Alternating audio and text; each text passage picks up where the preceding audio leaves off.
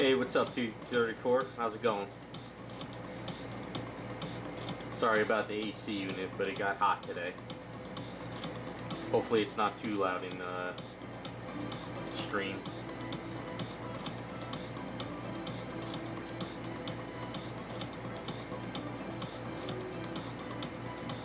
Hey, what's up, Terrell?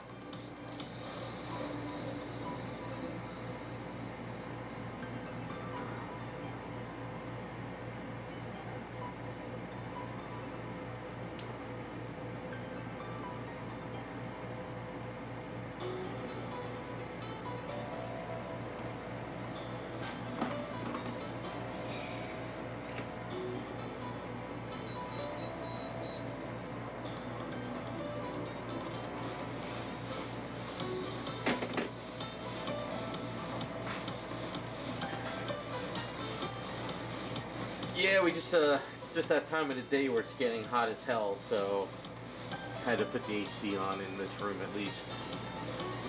Hey, what's up, Iceman?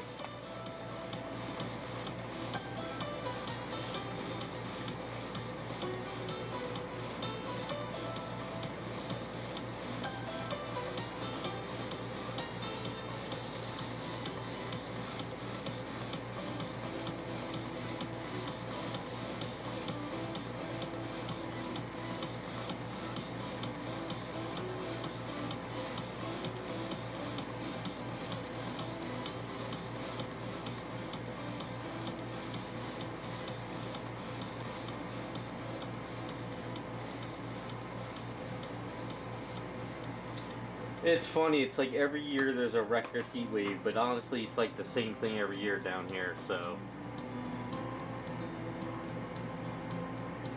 I don't know, as a kid I remember it being hotter, so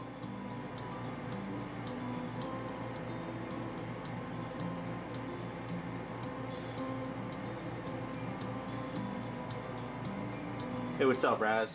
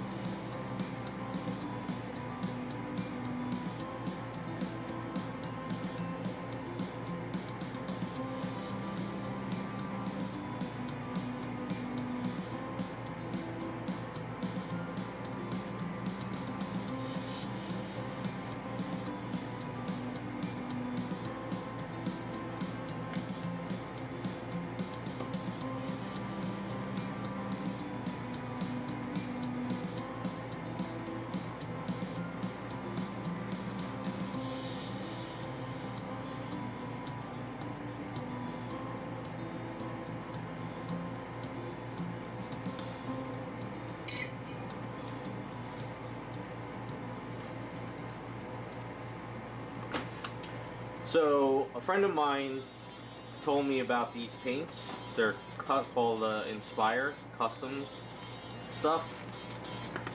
So I picked up the metallic red and I painted the armor with it, and I really like the way it came out.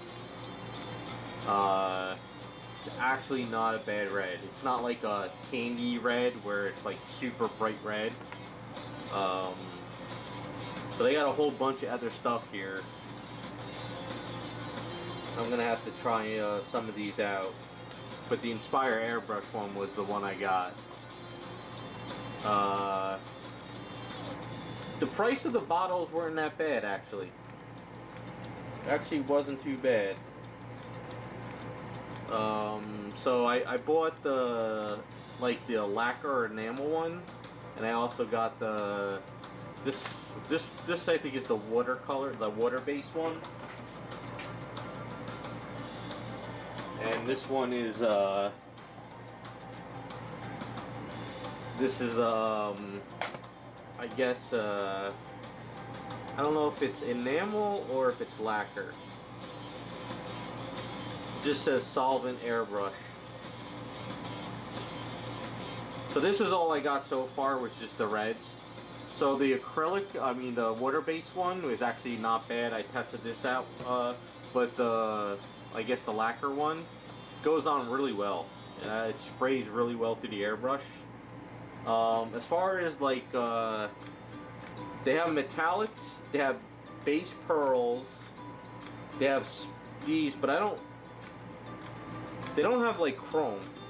Oh wait, they do have a chrome. I don't know. I'd have to test them out.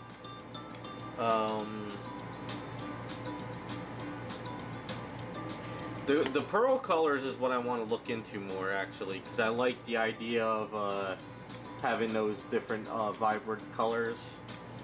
I'm gonna look into those when I get a chance. And I think I might test one of the cans as well.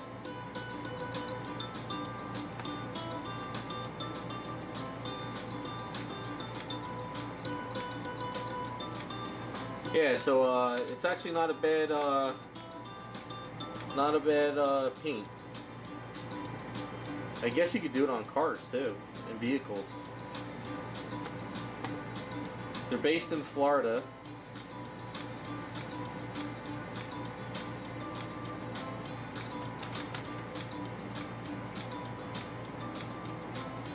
Oh, this model, this is the Spaztec Chrome. So Spaztec Chrome, when you do it, it's like Alclad. It's really, really shiny. But Spaztec makes a clear coat for chrome. So when you clear coat it, it dulls it down. So it may look like it's really nice and chromy, but it's kind of more of that like movie metallic chrome. It's not like that mirror shine. So it works pretty good. The only problem though is with the clear coat, you can't really handle it a lot. Because even with the clear coat, it doesn't like your hand too much. Yeah, it's all about getting your base coat, because I did the black in this first, and then I did the chrome on top of it. So it does get a little spotty in some places. But the whole idea with Colossus is to make him look more metal than chrome out. I know a lot of people like that shiny chrome, but for Colossus, I like the more metal for him. So this is kind of more of like metal, you know. But yeah, it's working out so far.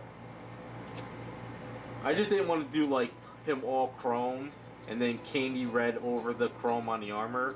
I think that just looks so, it's like overdone to me. I like the idea of his armor being like a regular metal. So this red worked out pretty well. Plus it's really hard to do a huge statue like this and get it all super chromed out. Yeah, plus he's in Age of Apocalypse, so if you know the storyline, you know that he's not supposed to be like super shiny and clean. You know, it's kind of like the rundown universe. So it looks good so far. It's just that I forgot to do the shoulder pads. I was because the paints came in late, and yesterday I wanted just to grind out these metals. So I didn't stream because I was like, I gotta get this done. and I completely forgot about the shoulder pads.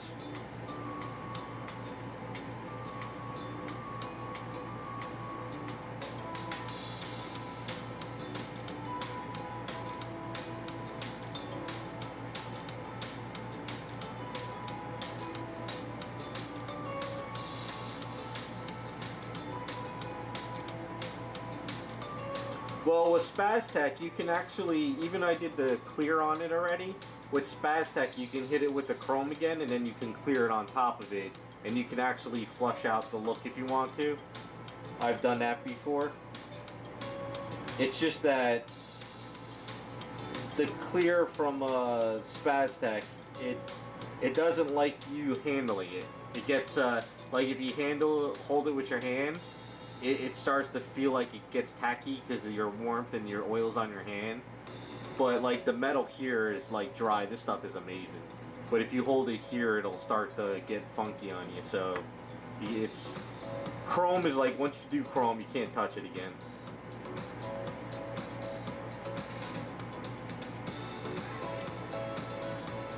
But I'm gonna have to test out this chrome from this company. I'm kind of curious to see if they have a chrome and a clear that'll go on nice.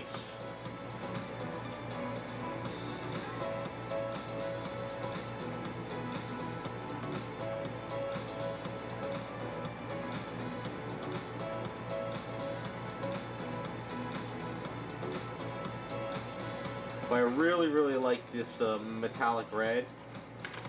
So I think I'm going to purchase some more metallics. You know, I might try, I might pick up like their gold, the blue, and also the black. Because it went on really well.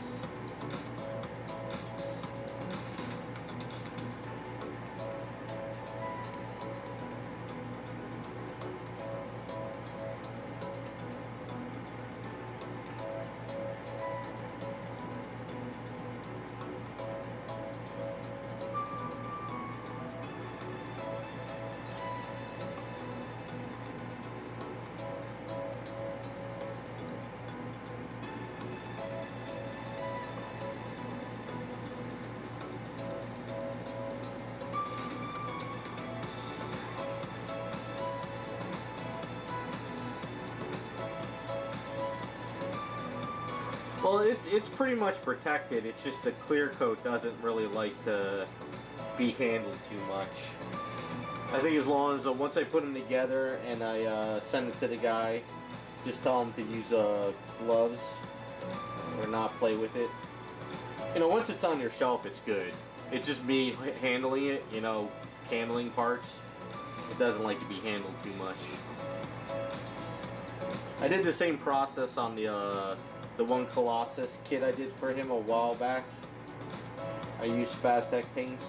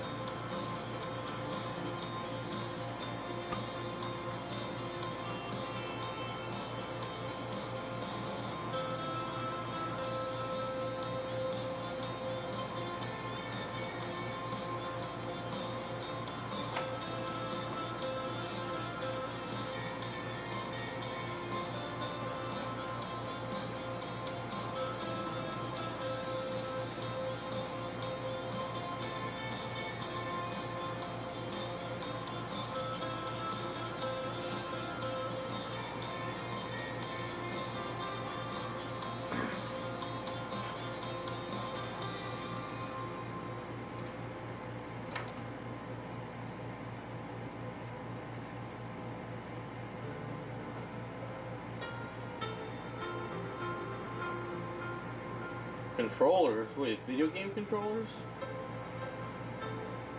Sorta.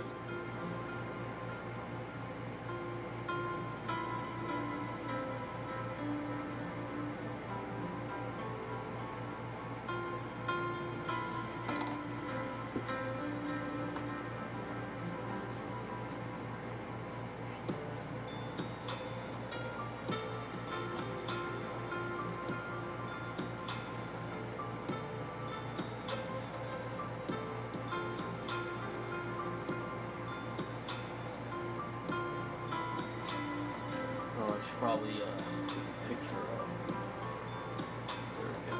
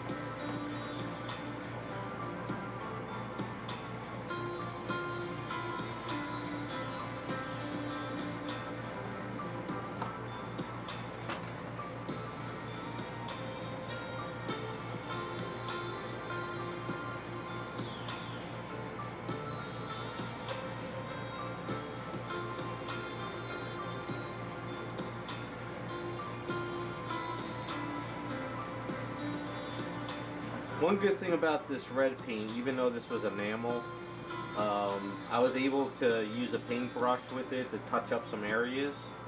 The only problem though is if you try to like brush, you'll pick up the old airbrush stuff. So if like you spray this and you want to touch up an area, you could put like a dab of paint and it sort of blends. But if you wanted to like brush up something you really screwed up, this actually pulls up the old paint with it. So that's the only thing I learned about this paint so far. So it's kind of almost acts like regular enamel, I would say. But the water, the water-based one, I haven't tested enough yet on that.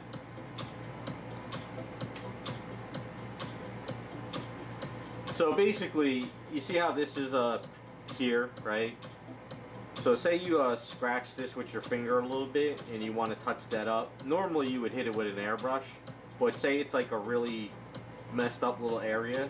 If you use a paintbrush, right, and you dip it in the enamel one and you put it here and you do like that, it'll go over nice and easy. But if you sit there and you try to like go a couple times, it starts pulling up your old paint.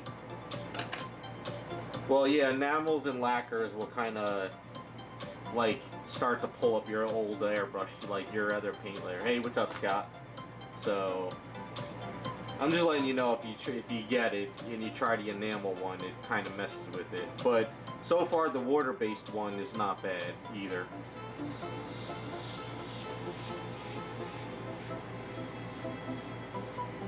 The reason why I put the enamel one on this is because these are larger areas, and once he's all together, you're going to have to really hold him up.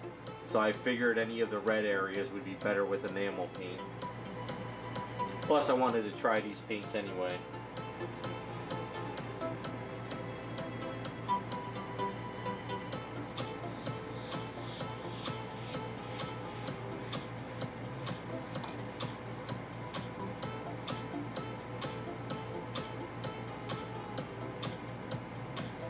And it doesn't really stink that bad. I mean, you still need an airbrush booth with it, but it didn't have like a really, really strong odor. It had an odor, but nothing like, even with an airbrush booth, it would make me sick. So, I'm gonna pick up more of these colors. I think that seems like a good brand for metallics.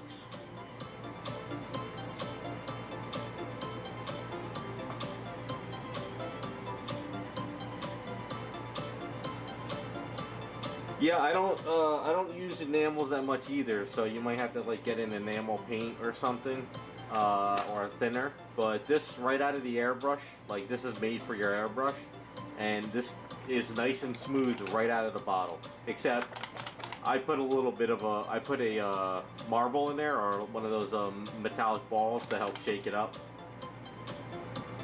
So, and it cleans really well with the Winsor Newton airbrush. I mean the paint cleaner, the brush cleaner I use. So it cleans up pretty well with that.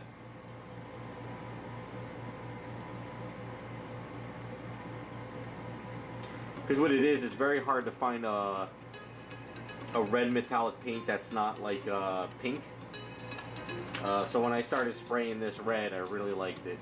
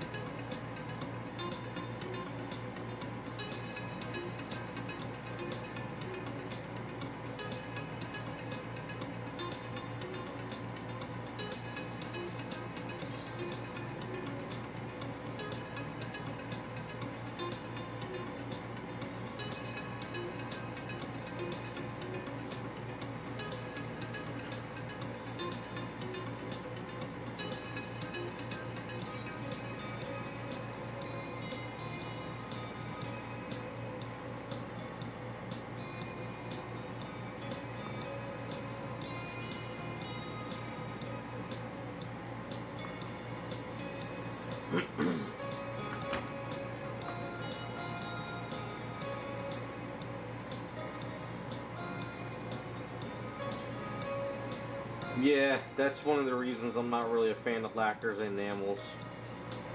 But for large items like this, sometimes you gotta do it. I just wanted to spray something with more control with the airbrush. I didn't want to get like a spray can of some kind of red metal. Because with a spray can, you spray so heavy, when you go to pull off your masking, it flakes away. This didn't flake at all, so it actually worked out pretty well. I would, if you're into just regular acrylics, you should look into their water-based line. It's actually not bad. If you're looking for any metallics. So hopefully I can come up with a project here or there and test out some more of their paints down the line.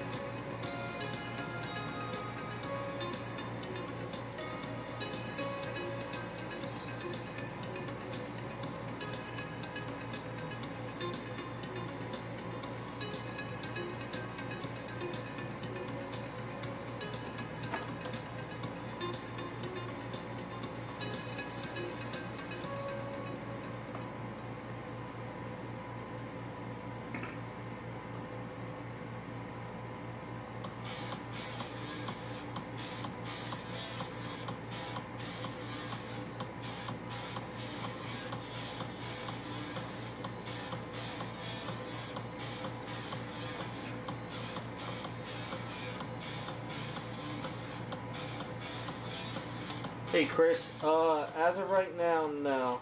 I'm I'm still backlogged, so I'm pretty much, I don't think I'm taking on anything for the rest of the year, anything new at least. I still got people waiting, and I'm trying to get these done to get these out the door. So yeah, as of right now, things are not looking good. I got delayed again last month, so.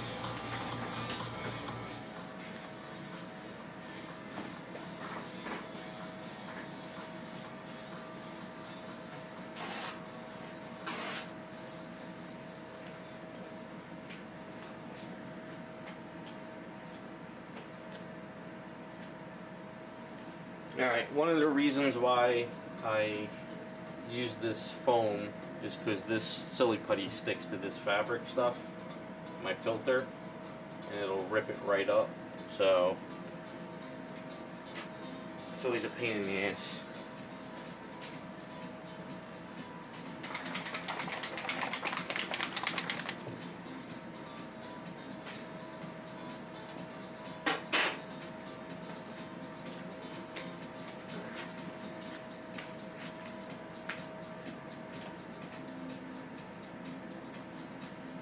Alright, so even though this stuff is not that potent and I still have an airbrush booth, I'm going to use this mask. As you can see, I still had some of the dust come into my mask.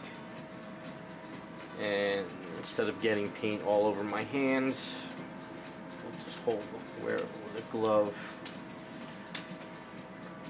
Cleaned out my airbrush yesterday too. So let's give it on that. This is my my Eclipse CS, I think it is. Yeah, my Eclipse HPCS. Now this is a little bit more of a finer needle, but it seems to spray this stuff pretty well. I probably should invest in a larger needle for enamels and lacquers as well when I get a chance. But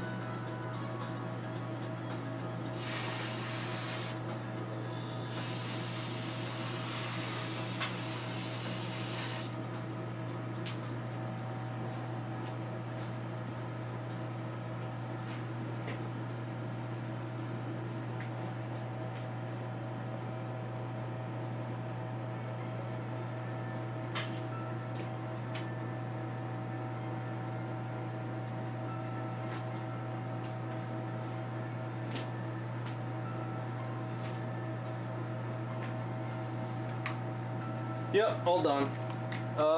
Like I said, they don't. It doesn't have a strong fume, at least through the airbrush. So it's not like it. I have to open up all the windows and stuff, which is good with this stuff.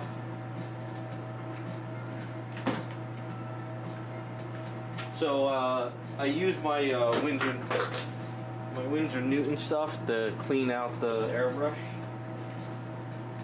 I can't put the camera over here, but so.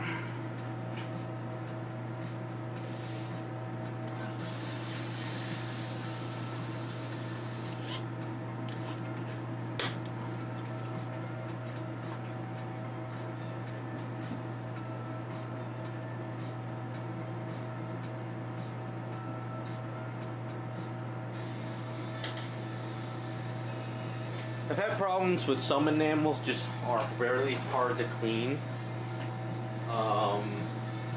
But this stuff seems to do pretty well with the Winsor Newton.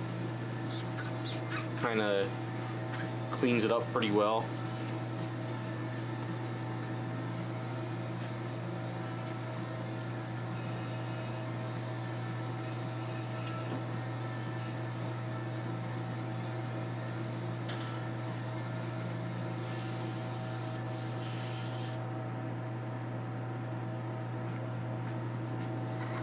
Of course, I got to be careful not to spray any of this liquid onto the pieces, just kind of showing you guys.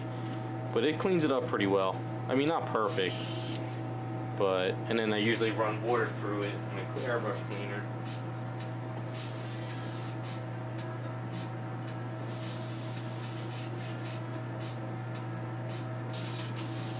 So fairly clean. Not the best, but it gets the job done.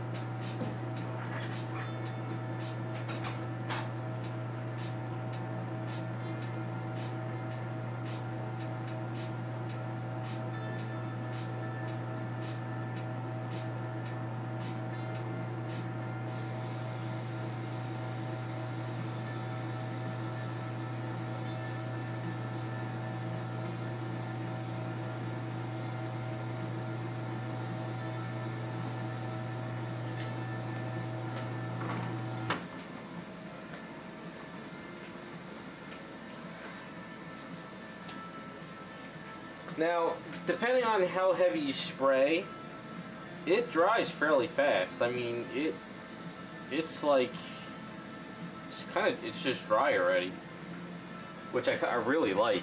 Some enamels you spray on, you really gotta like walk away and, you know, but these seem to cure up pretty fast. You know, I'm not even getting any kind of tackiness from them. Maybe some of the areas I might have sprayed heavy, but I really like how they dry. That's kind of one thing that I really liked about this metallic so far. It's a nice change of pace, actually. So even if you sit here and hit it with a blow dryer, it might even go faster.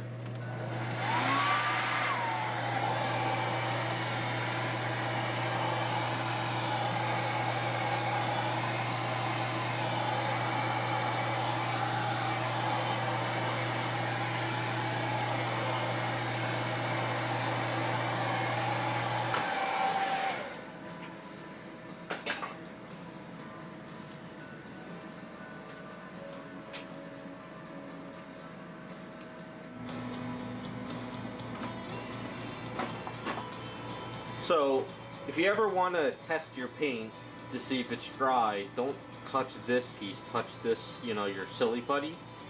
And if you feel your silly putty is tacky, then you're having a reaction, and but as you can see, I'm hitting the silly putty and there's nothing coming off on my fingers. It dries so fast, it's really good. So, and pulling it apart this soon, you know, it's flaking a little bit on the silly putty, but it's not like flaking everywhere.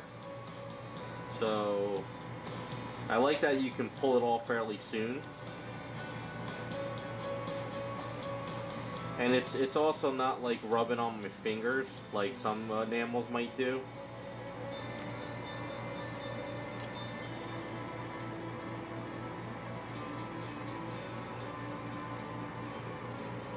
So we have a little spot right here, and if you put your silly putty in there, kind of try to pull it away, it doesn't. See? Really good paint. I like it. Really, really good paint. It goes over acrylics well, and it goes over the primer well, and it's pretty much dry already. And you know what? The other thing too is I feel you don't need to really like gloss coat it. I think it's got a really nice sheen to it without glossing it. It's more of like a dull metal. So this is what it looks like just sprayed on it, and then this is my weathering on this one. So this makes it look like you know, it's cool. It's not bad.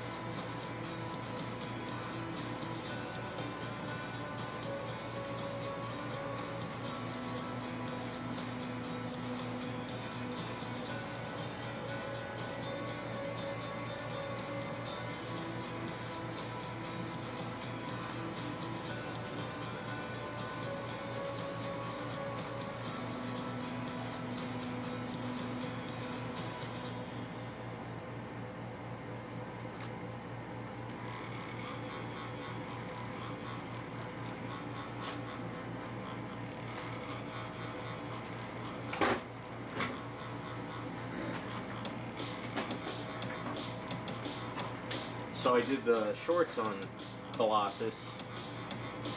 We decided to do a yellow because some of the artwork has yellow stuff. So I tried to break up the red. So the red metallic with the red shorts and like, you know, the red here underneath the shoulder pads. Just to make it look different than trying to do the same reds everywhere. But it's getting there.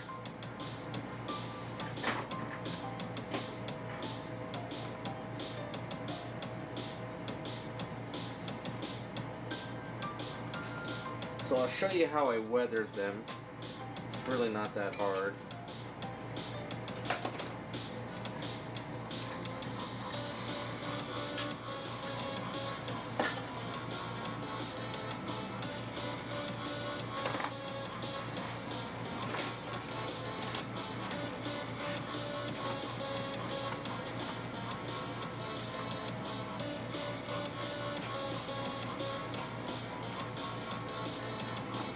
So as an experiment, so this is the water-based version. This isn't the enamel. So all I did was take some of the water-based version. Don't need a lot. And then I took some of chrome from Model Air, Vallejo. So I didn't want to do straight chrome on it. I wanted to give it a little bit of a like a pinker sort of metal without, like, you know, because I didn't want to try to fight with the chrome on the arms, you know, so I didn't want to like chrome, like super chrome here and make that. I wanted to break it up a little bit more, so really just didn't overthink it. So just kind of mix up some of the chrome and this together and just sort of dry it out. And then just kind of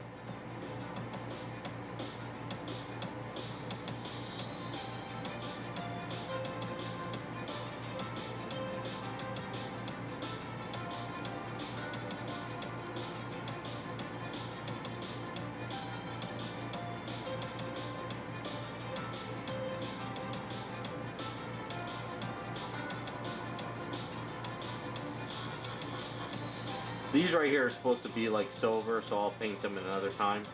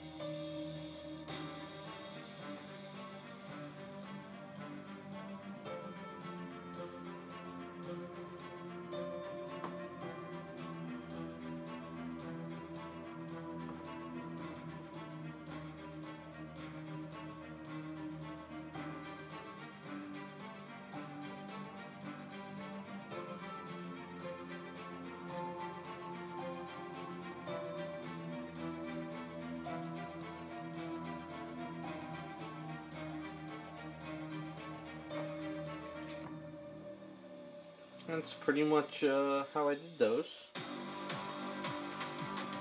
But even though cleans up pretty well with water too, so you don't really mess up your stuff. So even though I just painted this and it's dry, I still am gonna let this cure for a day or so, and then I'll come back and I'll do these buttons. The other armor doesn't really have them colored, it's mostly just these three, I think. So I'll do those another time. Yeah, so look into this stuff, guys. It's actually not bad. I'm gonna pick up some more. I want to try the pearls. So far, the red metallic is nice.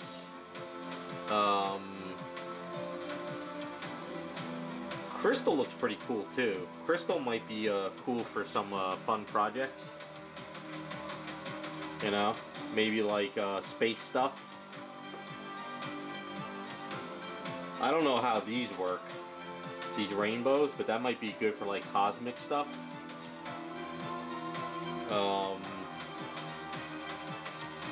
Yeah, I'm gonna check into these a little bit more. Might be good for some cosmic characters, or you know, bases for like Captain Marvel and stuff. I don't know. Fun little experiment. All right, so.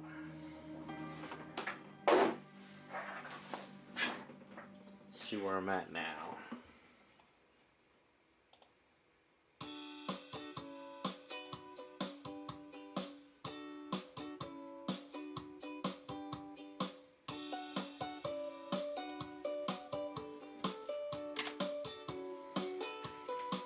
Alright, put these aside.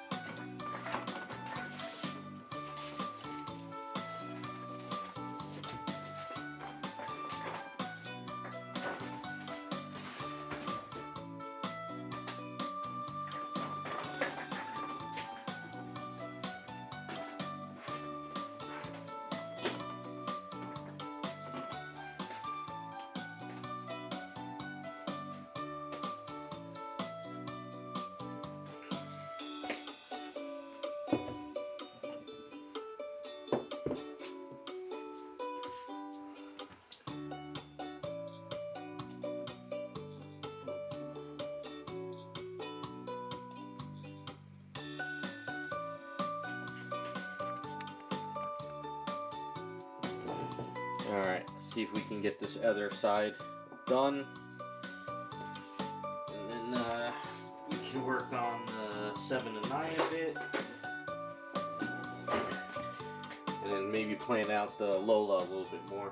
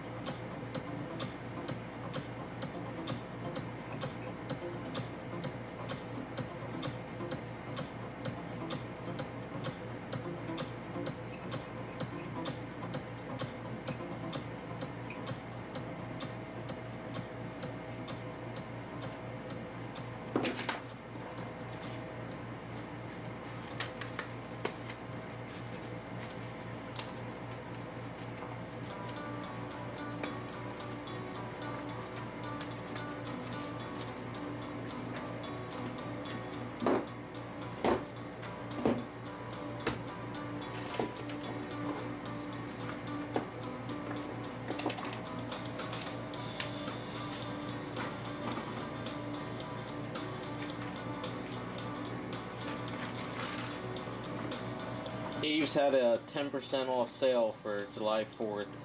Actually picked up some more solvent and another thing of Fix-It. Figured since I was getting low and they had a sale, I better get the stuff now. Don't have many sales, only on the certain holidays.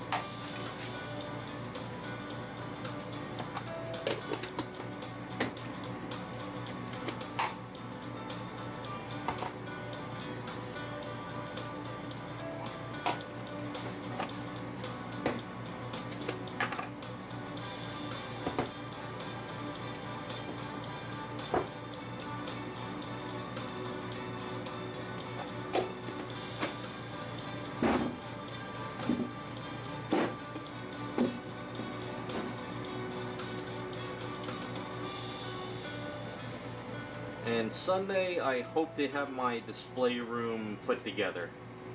I gotta finish the last case, I gotta film it, and then I can wire everything up, and then I can start putting all my statues in there. So, hoping by the end of Sunday that day, I'll have everything together, and then next week I could start putting all the statues on the display finally.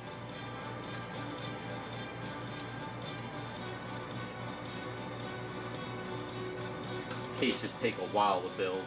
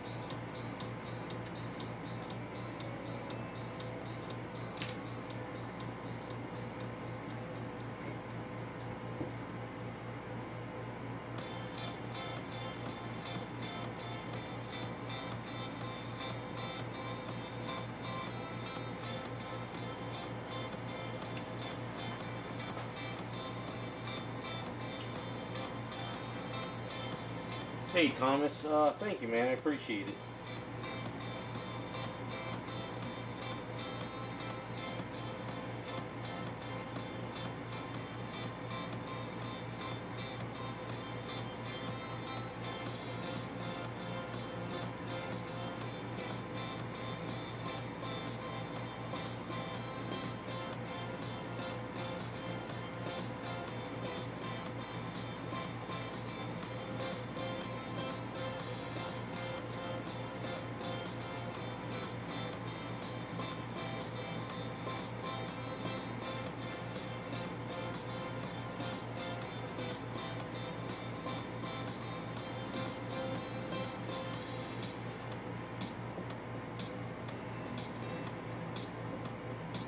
Hey Hulk Smash, how's it going?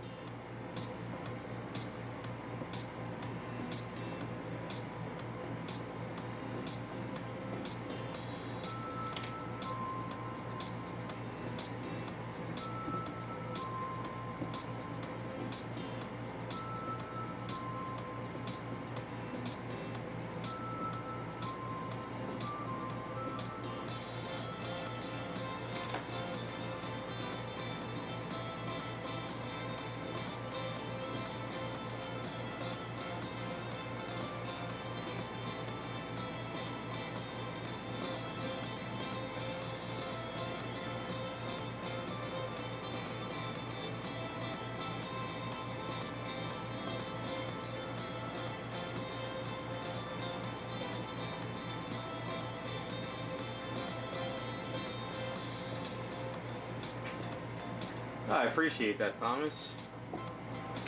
Hopefully, I'm not too boring.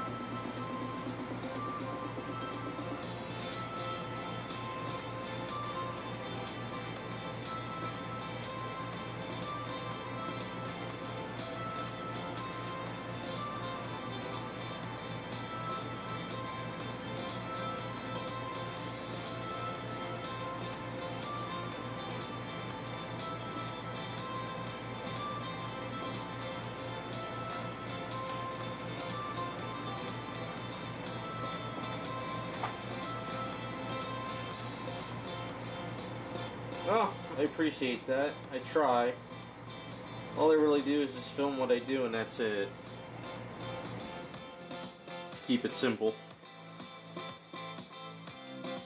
I'm hoping next year things get more exciting if I could get back on to some other projects I got planned.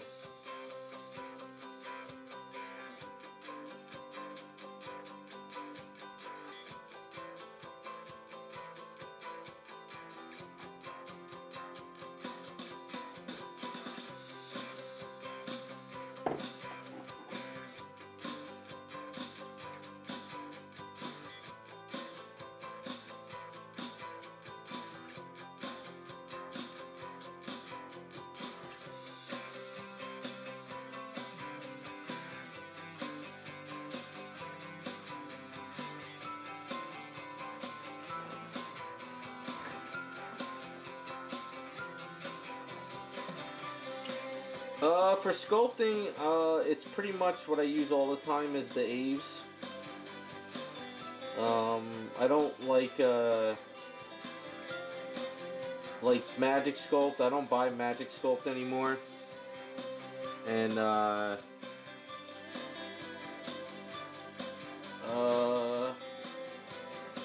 it's pretty much just Aves. I just like I mix a little bit of the Aves and a little bit of the Fix-It Sculpt together, and then I create this pink stuff, and it's like the perfect blend. So you can see all the different pinks in there. Some are a little bit darker reds than pinks. It depends on like how much I grab that day. But I like this mixture the best, and it seems to work for me.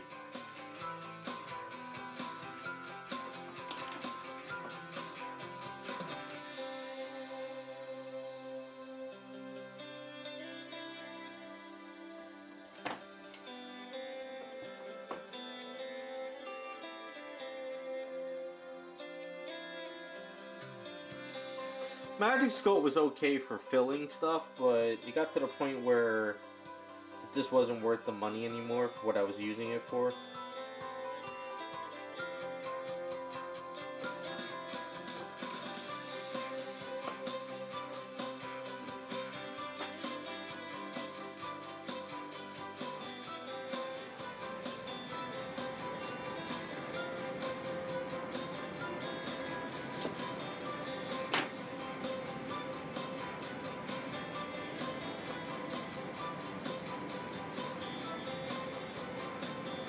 What do you mean, play together?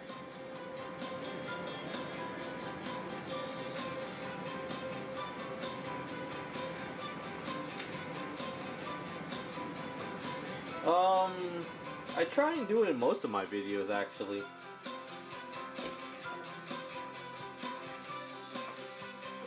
So all I did was mix up, for this right now, I mixed up equal amounts of the Fix It and the Sculpt.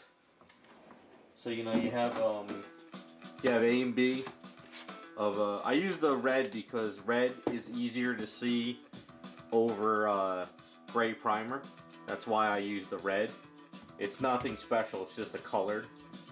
And then the Fix It Sculpt. So I mix up a little bit of the same amount of Fix It and regular epoxy together, and I create this pink looking clay, and it works out pretty well. And then the safety solvent, and that's pretty much what I mix together for everything. So if you ever see me working with the pink stuff, that's what I'm doing.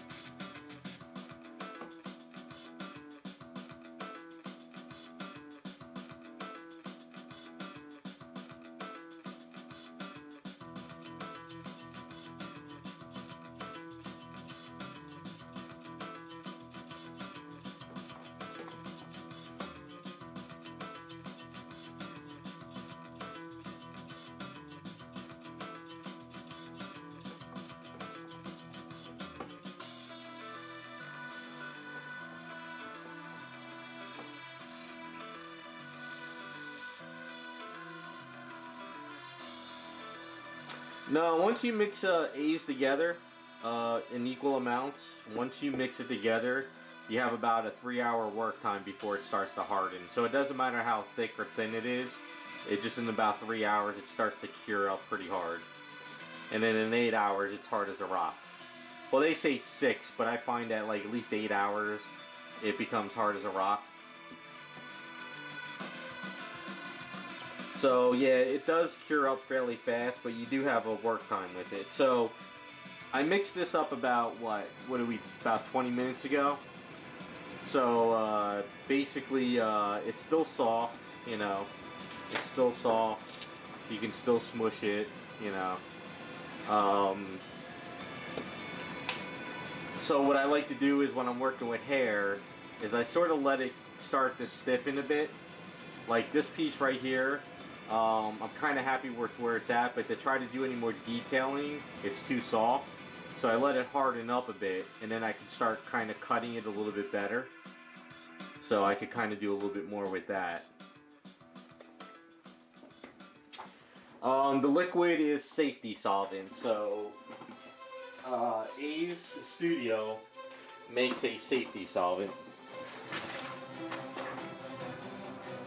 I buy the 16 ounce because I sculpt a lot, so you don't have to actually buy a 16 ounce, you could buy them smaller, but safety solvent is made specifically for Aves. So when I mixed it together, I'm going to put my gloves on just a little bit right now, real quick. So when I mix it together fresh, if you go back into the video later, you know, I dip my finger in the safety solvent and then I sort of put it on there and it softens it up. So you see how it's nice and smooth? It's almost like chewing gum. So the safety solvent helps you smooth this out. It gets it nice and smooth, you know, and you can make it softer if you want to.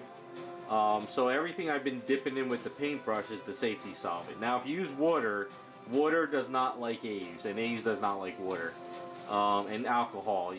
Honestly, the safety solvent is made for Aves, and it will make your life 100 times easier if you use it. A lot of people out there in the past were like, oh, I'd rather just use, you know, alcohol or water. You'll never get what you can with their safety solvent. Now, I dip my fingers in it. I don't have an issue, but some people feel that they get, you know, they react to it. But there's really not much fumes to it. I put it in a little cup here because I like to, you know, dip it into this cup, and, you know, because if you, this stuff can evaporate on you if you leave it open. So every time I buy a bottle and I pour it in here, I always put my bag back on here. And I always leave this on my shelf like this. Because this stuff is expensive. You don't want to, you know, let it evaporate on you.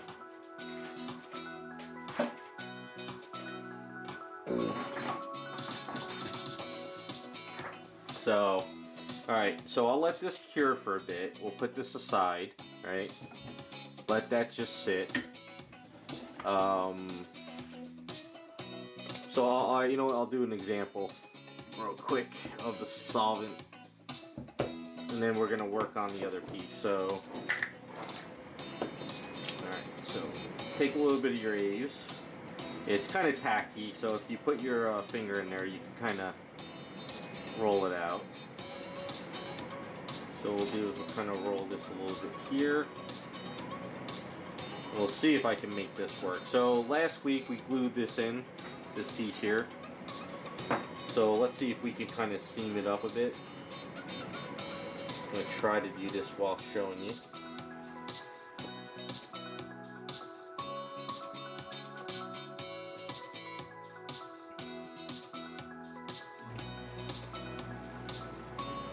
And Aves bonds to anything. It'll bond to your car, it'll bond to the wall, it'll bond to plastic. You can sand it, you can chop it, you can paint over it. It's actually, I absolutely love the material. I always say that if they ever go out of business, I'll be screwed.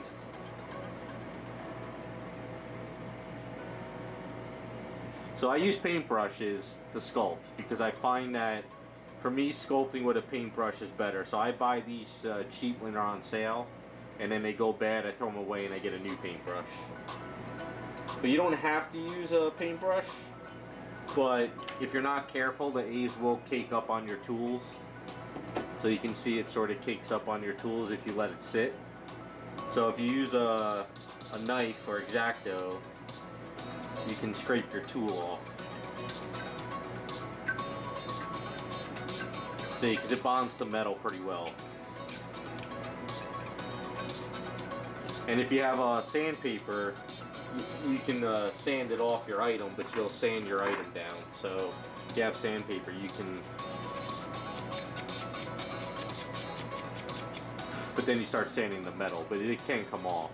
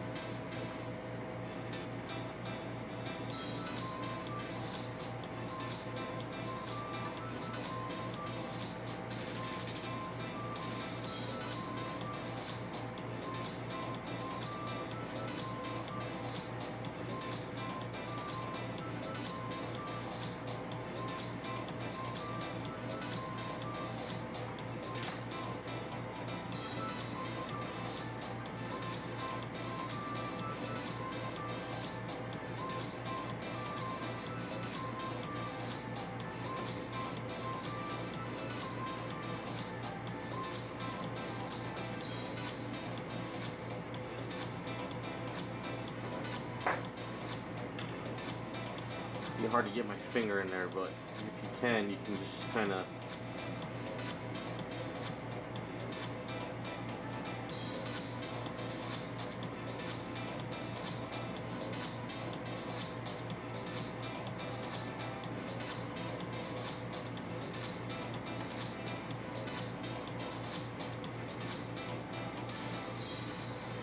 Largest piece I ever worked on.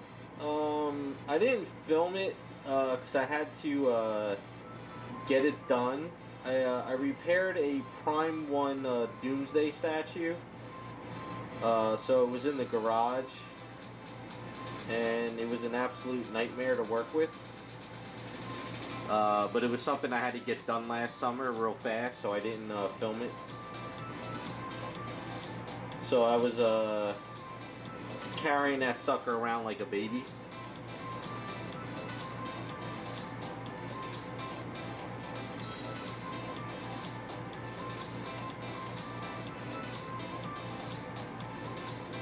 If you ever seen any of the Prime 1 statues, you'll know how big that Doomsday was.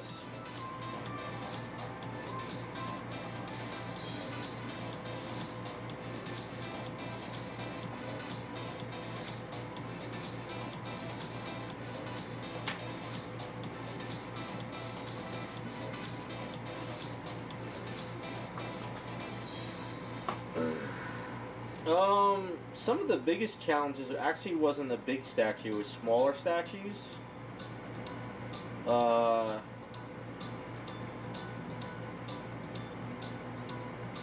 So for example, you know, you think a big statue when it breaks, you would think that it's like really a lot of work. Actually, stuff that's like a broken finger or something very tiny is harder to repair than a larger item. So I can't really say there was a hardest one out there, but each project is always different. So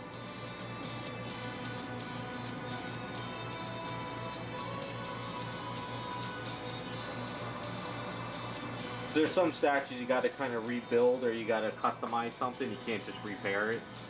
So sometimes with clients and people, I tell them like, well, I can repair it, but we have to do something extra to it to make it work.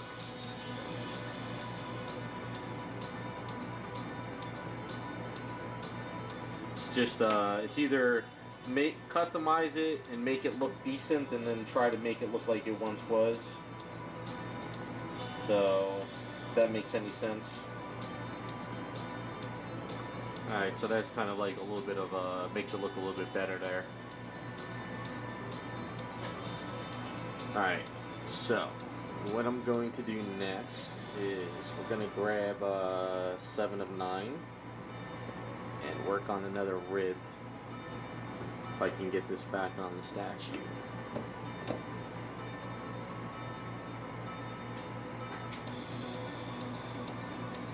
Yeah, I've done a couple, one of my more in-depth videos was a repair Spider-Man finger video. It's on my channel. I put metal rods in the fingers and then I glue it and eaves, and it's all in that video.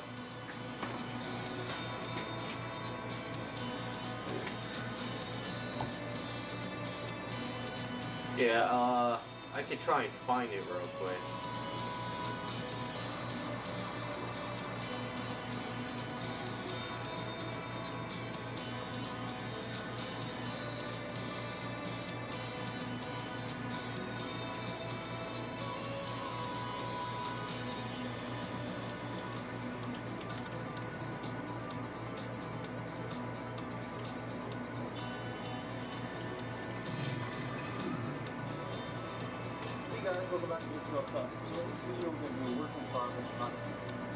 And then I just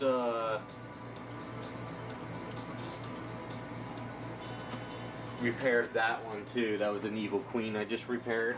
So those might help you out on how I repair fingers. The Evil Queen, I had to rebuild the finger from scratch, but the Spider-Man, I had to just kind of repair those.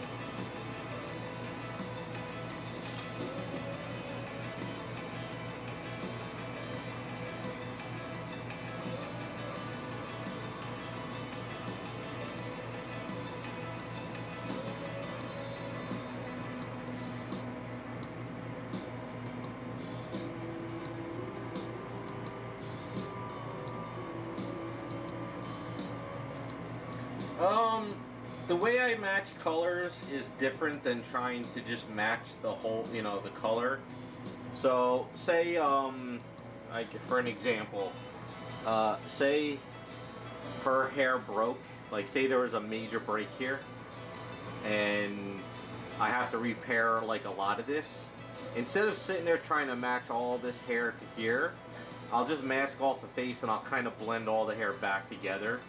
So it's just easier to sometimes blend all the color around and make a new hair color than to try to sit there and, like, you know, if it's a little area, it's easy, but if it's like a big break, it might as well just kind of paint over it. So for like skin tone, like say this leg here got like scratched, so what I'll do is I'll blend skin here, I'll blend skin here and here, and I'll sort of like, because it's very hard to match the color exact sometimes, so that's kind of what I do. It's just easier to sort of blend it all out than to sit there and try to match that. Like you could spend an hour trying to match that color when you can spend 20 minutes and sort of blend all the skin back and make life easier, and it just looks better too, you know.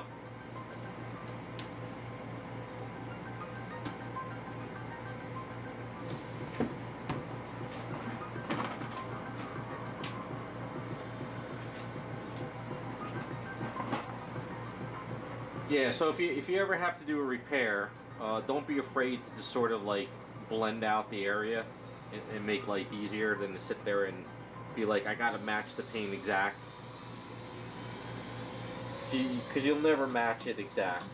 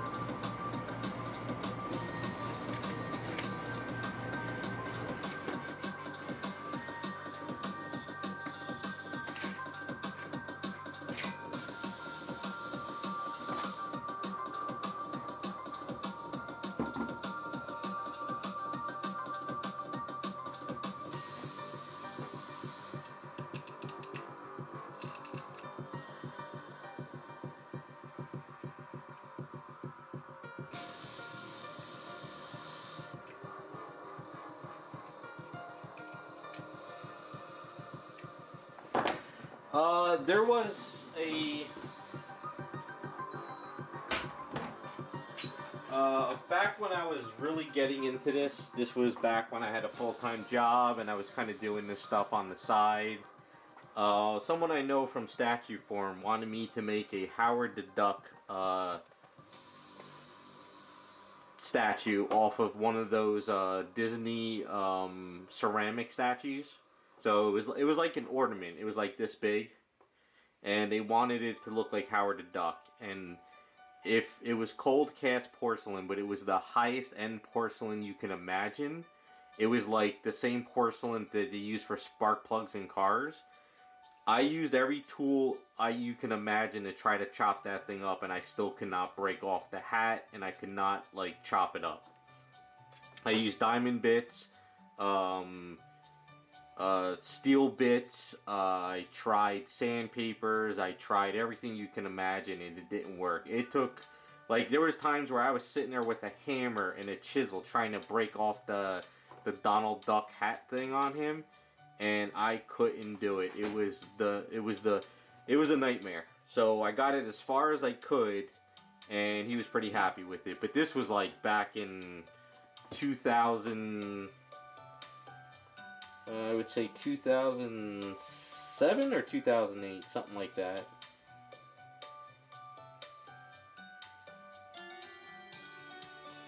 And after that, I said I'll never touch another porcelain statue again from Disney.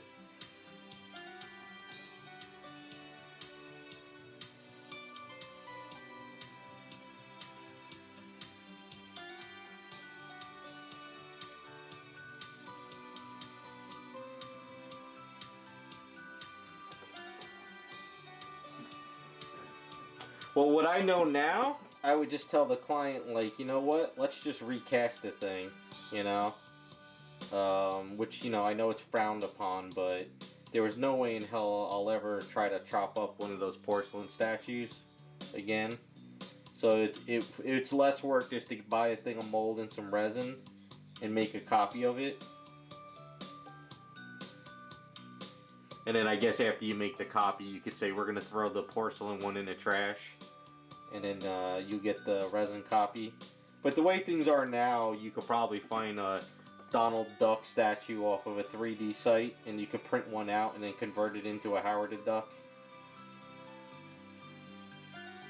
Or you could just commission someone to make a statue.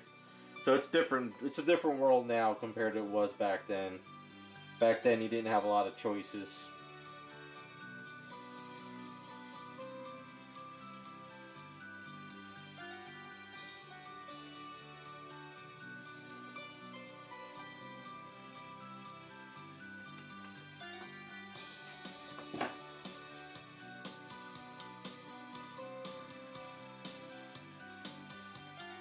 The Sideshow was just up and coming back then too, if I remember correctly. So Sideshow wasn't really as big as they are now. It was all Bowen Designs. So it was a different world.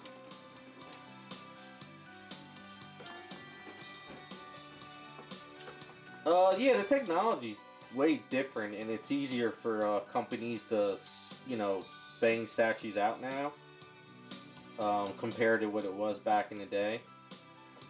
I mean, I still like traditional stuff better, but for business wise and for a lot of sculptors, it's easier to make changes. You can get stuff done faster, but you lose a lot of that signature sculpting. You know, you could tell who has sculpted what, kind of, in a way. But it's just the way things work.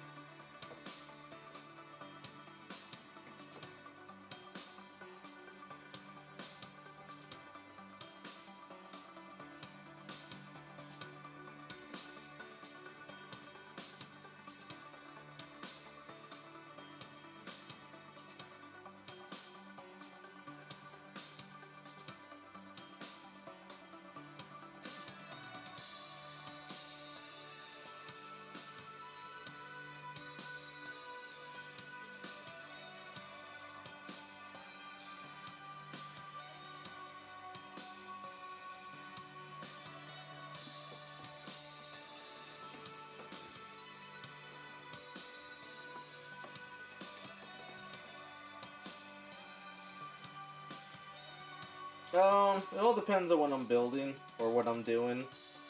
But yeah, I have a lot of reference stuff on my computer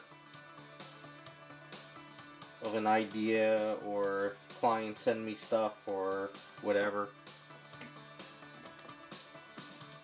Actually, that reminds me, I gotta clean out my computer someday. I got so many old pictures that I have to throw away. But like, I'm working on a 7 or 9, I got a folder and I got all these pictures that I scroll through for details. So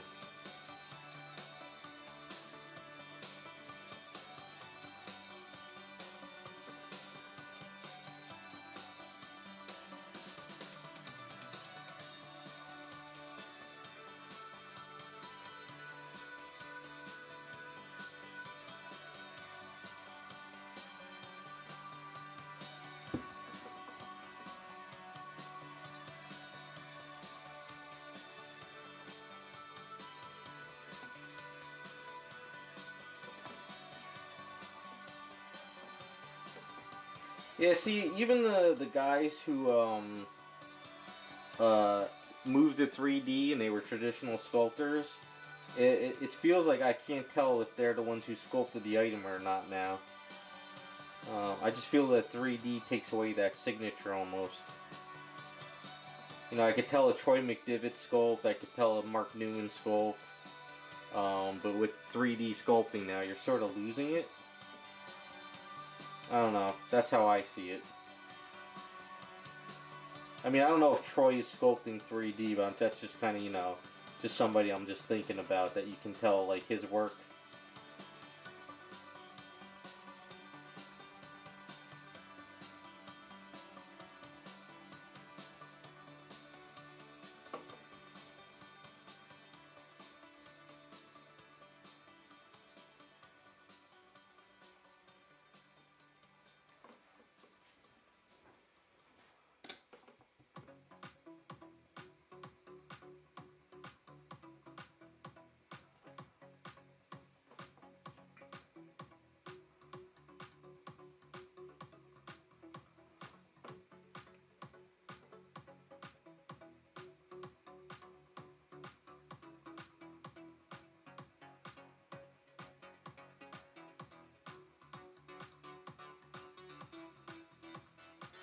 Oh, maybe you're just getting used to the 3D stuff. I guess I'm so used to seeing the traditional stuff. It's kind of hard. Then again, I guess it's there's so many sculpts coming out now, by so many different artists. It's hard to keep track, especially if you follow a lot of guys on Instagram. There's a lot of stuff coming out these days. You know, there's always a new sculpt, like almost every week with a new sculptor. And then I go to their page and they only have like 3 or 4 under their belt. Not saying that they're bad. It's just that it's just a lot of guys out there now.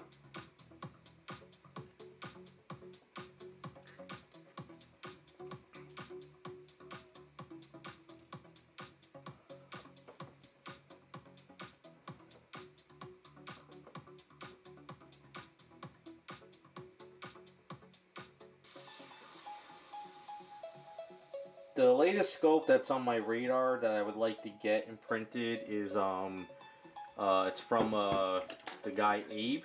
Is it Abe? What's his name again? Abe 3D. I know he just showed off 2 new sculpts, but he did a Poison from Street Fighter, and I really like how he sculpted her. So that might be something I might get for next year, you know. But I think by the time next year hits, there'll be so many other items, like you said, I probably will forget about that one. I can't overload myself with personal stuff this year. I gotta finish what I have. And then hopefully next year I can start doing some other personal stuff.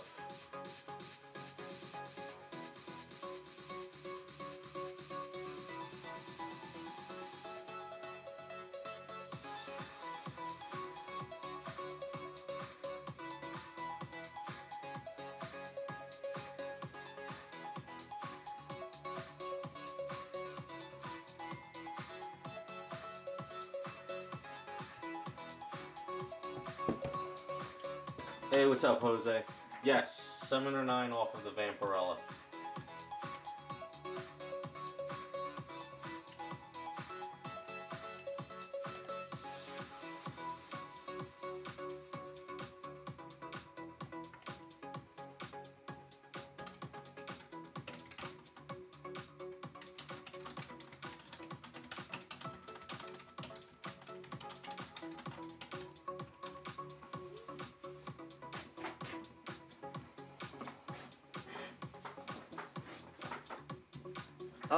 Thomas, yes. Yes, I have put clothes on a bunch of items. This Harley Quinn is the Sideshow Harley Quinn, where we ripped off the cloth, and where's her image? Is this it? Yeah, so... is this it? No, that's not it. I think I deleted the other picture by accident. I don't know. Yeah, so sculpted the underwear on her. This here, the wrinkles, the bra. This is kind of what we've been doing on Friday streams. So she's like the Ghost in the Shell character. And a lot of the other items I've sculpted outfits on. T-shirts. I don't have any examples on the floor at the moment. If you look up the Mary Jane's custom statue, that was off of the Poison Ivy from Sideshow. I did the t-shirt and jeans on that one.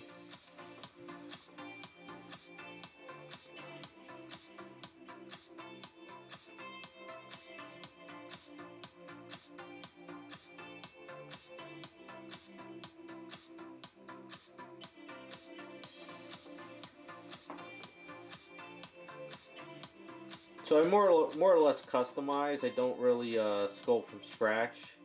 So it's always taking like a basic statue and like tweaking it from there.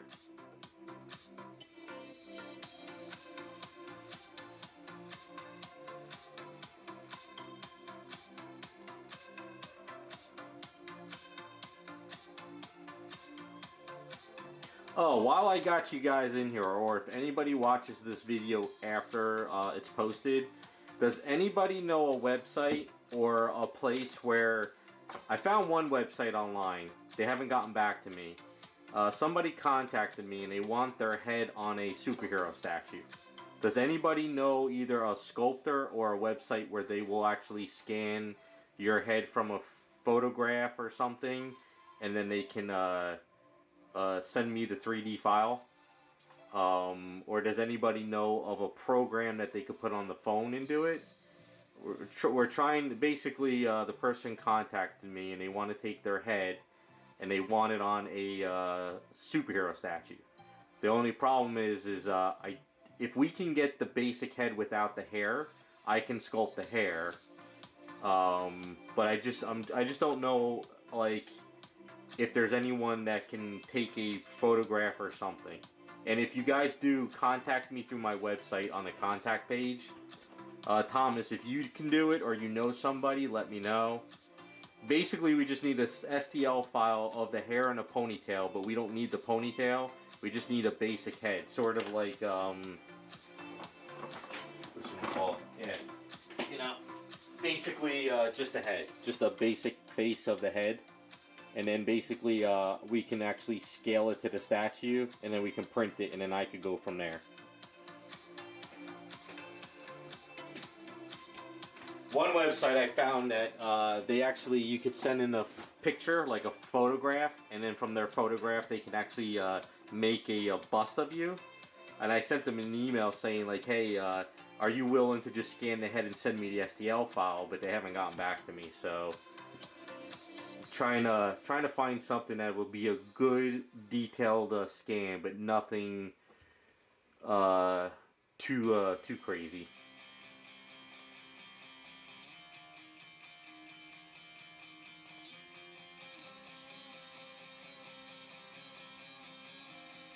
All right, Thomas. If you have my website, contact me through my contact page, and I guess we could talk a little bit more about it.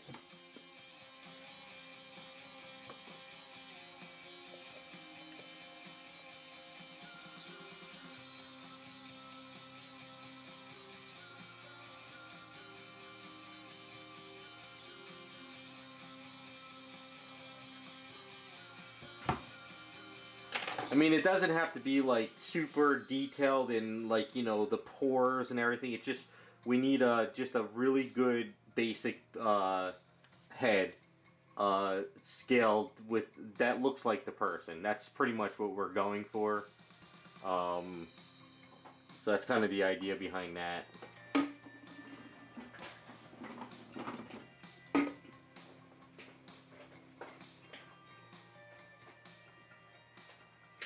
It's kind of an interesting project. I'm actually kind of curious to do it. It's just a matter of trying to get it to look like that person.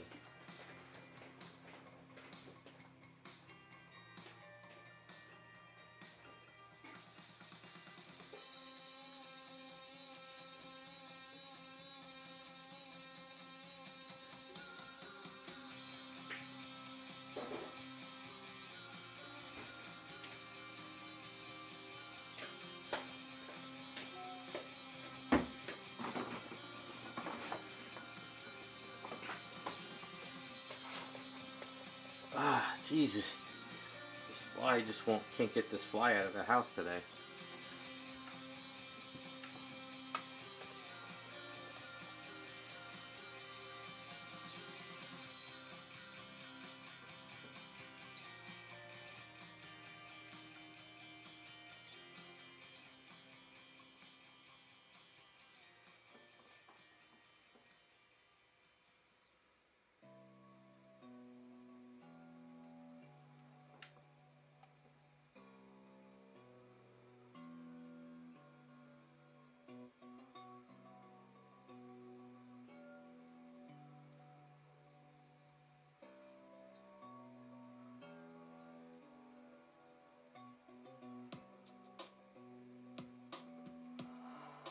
Alright, it's starting to shape up a little bit better with her.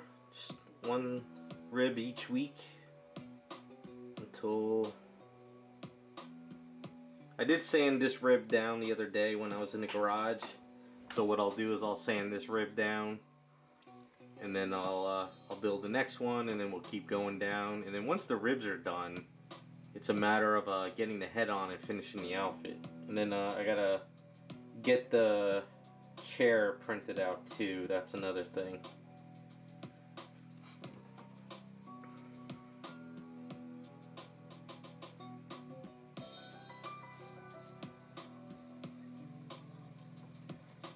Yeah, it looks a little bit better.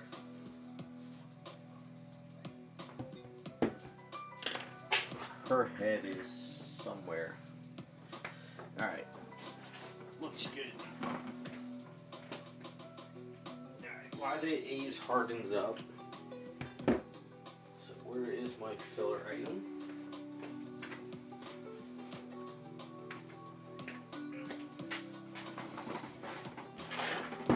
I had a chance to work on my Power Girl the other day when I was in the garage chopping some stuff up. So she's coming along pretty well.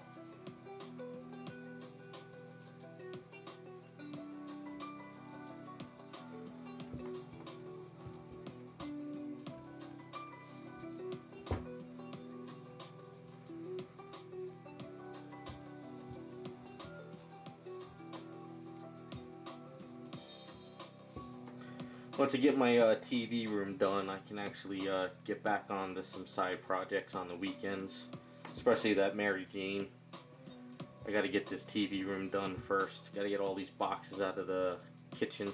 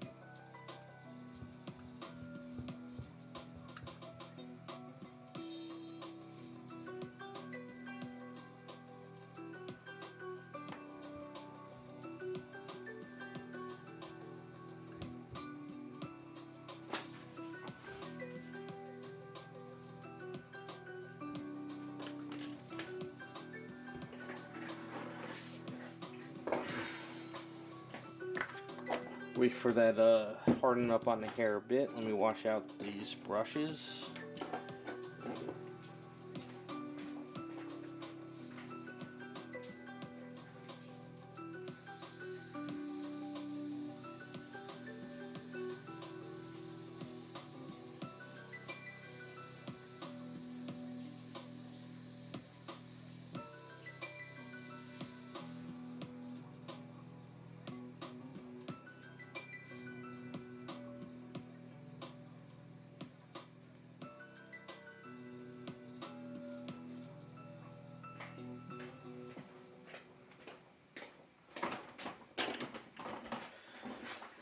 Alright, so let's take this down.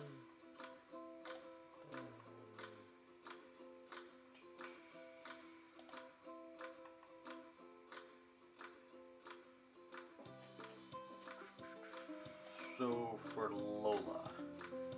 Alright. So we got a lot sanded down. I cleaned up the chest a bit. Neck is looking pretty good. So before we attach the invisible leg or the arm, you see this is all still messed up here. I want to start sketching out the body. So what I'm thinking is we're going to do the under boob, but I don't want to go too under boob. So I'm thinking probably like right about there. I think that'll work.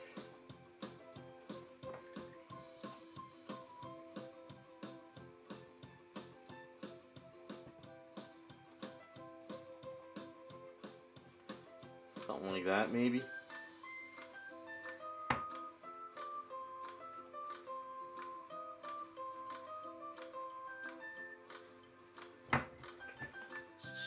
What I like to do is sketch this out and sort of get an idea of where things are going to go and how it's going to look.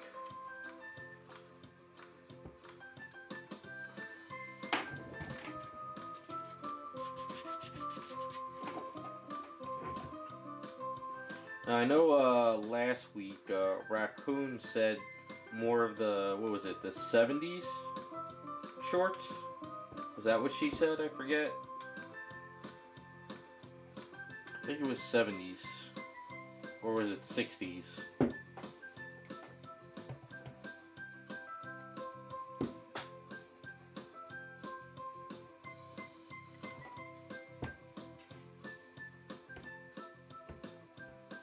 And as far as the shirt goes, now that's a tank top. Let me look at my other pictures. I have a bunch of pictures. Yeah, hold on, let me grab my website real quick.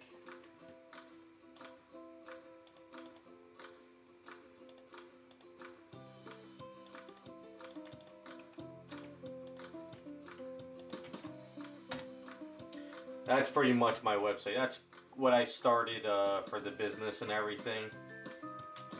So it's not, you know, it's not VinceVell, it's that. Where the hell is those pictures?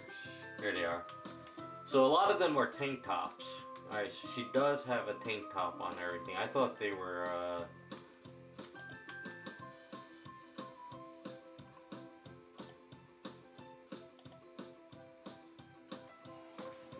Alright, so if we're gonna do a tank top,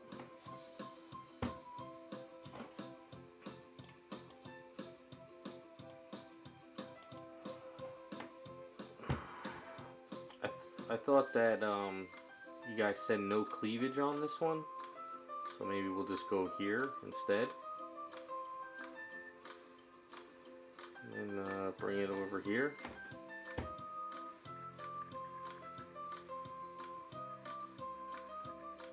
Yeah, usually by drawing the pictures, drawing this stuff, it lets me know that I gotta clean this area up a bit.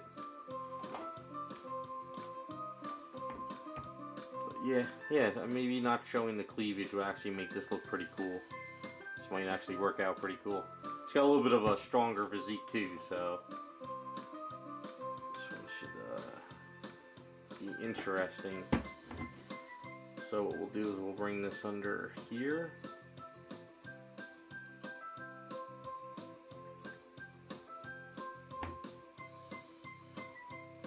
So we'll have to make the top part of this tighter, so it's not sinking down on the muscles.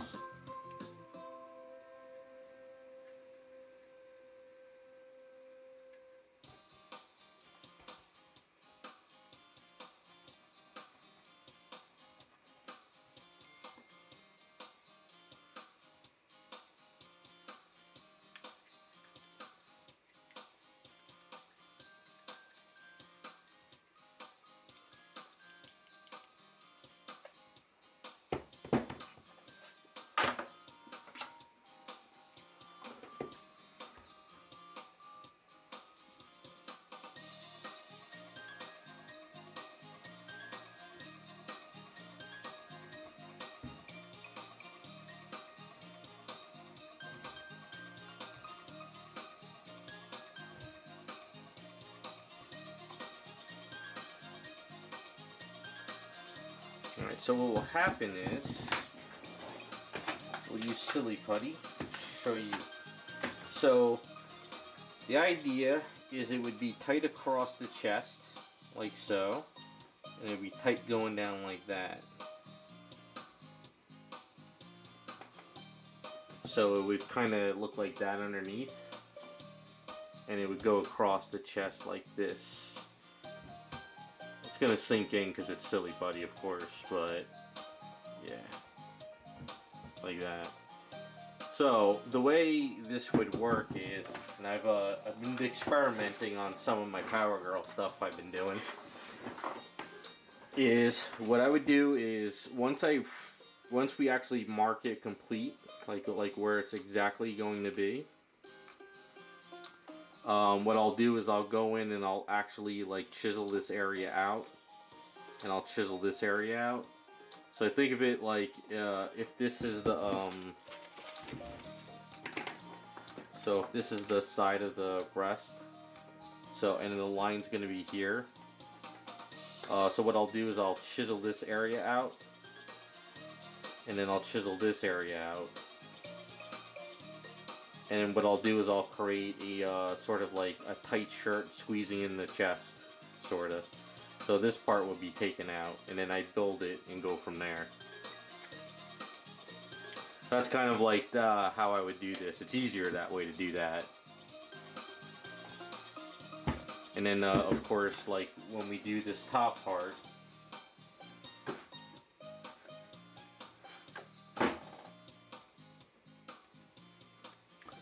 so the top part will be flat. It'll be flat around and tight, so it won't sink in. So it'll look like a tight shirt going across. Like that. So the cleavage I built here will just get filled in, which will be fine because it'll look like a tight shirt up there. I think that'll look pretty good. Now as far as her shorts go,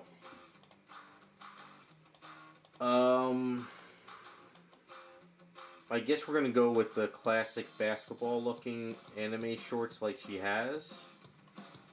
So I'm thinking that's a little too crazy looking. So this one actually looks good. Let me draw it. There. So the belly button would be seen, and it would go right under the belly button.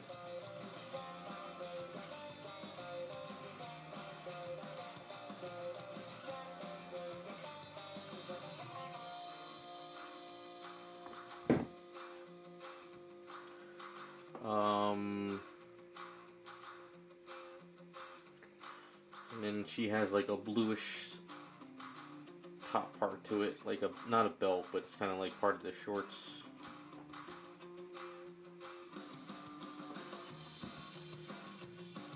No, not exacto. I have sandpaper wheels on the Dremel tool. Basically, just think of the Dremel. I'll grab it real quick, show you. It's easier just to show you.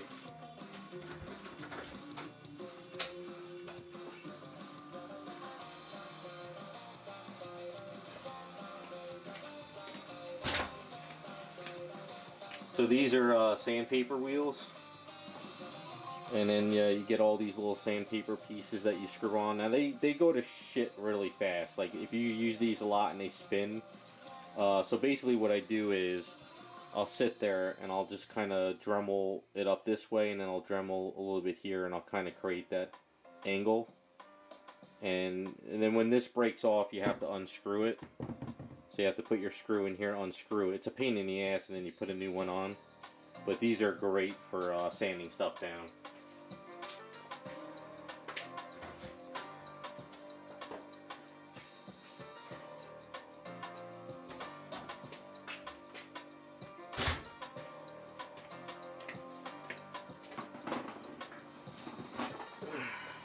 Alright, so as far as the rest of her outfit goes, so I guess if we go with the basketball shorts, they sort of come up it comes up like here, and then sort of has that little split there.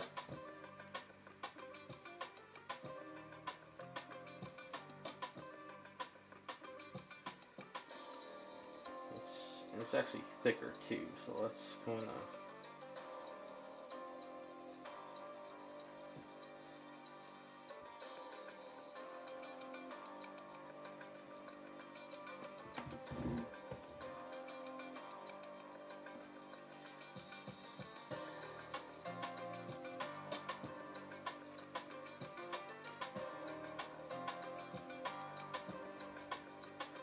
I don't know, what do you guys think if we do this, make it flap up and not tight, or make it tight? Some of them are semi-tight and some of them are like loose. I guess we can come up with an idea.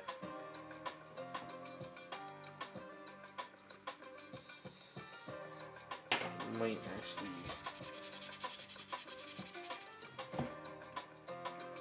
I gotta ask Raccoon. She said she had a specific idea. I'll have to ask on Patreon. I'll just kind of draw it for now.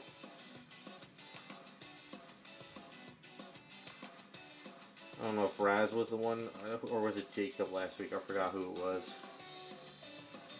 So then if this piece comes up this way.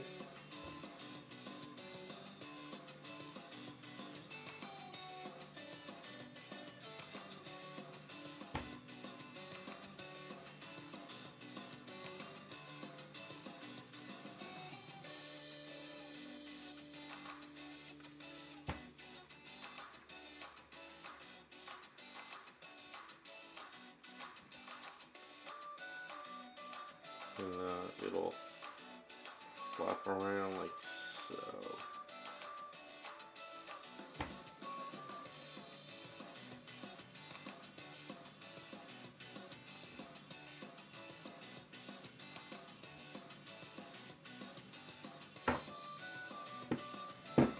Yeah, I thought it was Raccoon too, so.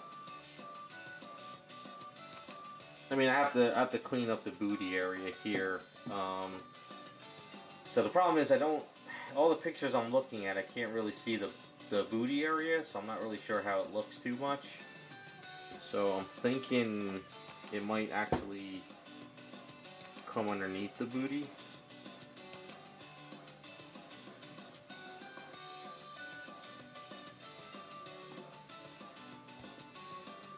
So it's sort of, this is what I'm going off of the artwork, you know, all the cartoon drawings I'm looking at right now of her.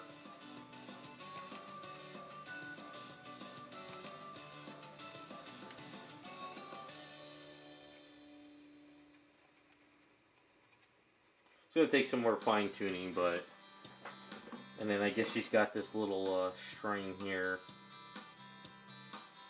little bow string coming down, and then it seems a lot of them sort of have the wrinkles, actually tighter wrinkles. This actually looks tighter.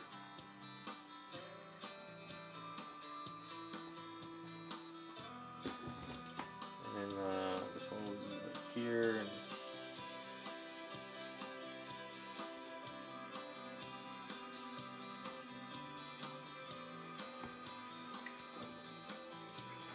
sort of like that, I would say.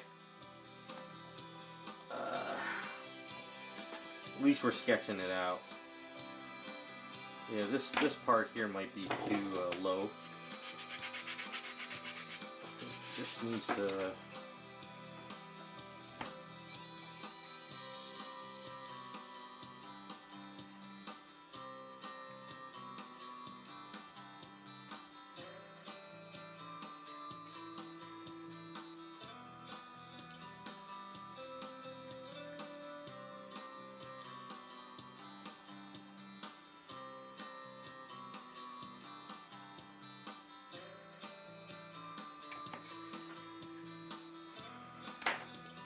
I think this part is too far down too, so I think this part would be more.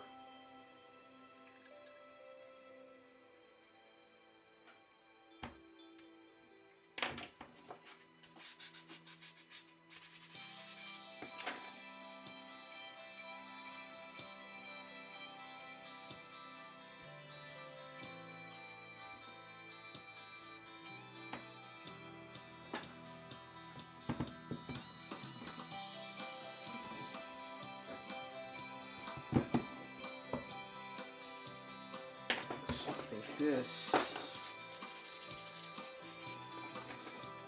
might have to come here more, and then I gotta figure out the side more, something like that. That's kind of a basic shape of what it looks like on them, but we'll have to toy with it. Statue is all solid. It's called Polystone, this one. What it is, it's regular resin mixed with stone powder, so it's solid as a rock. As you can see, this was broken and I dremelled out the leg stuff there.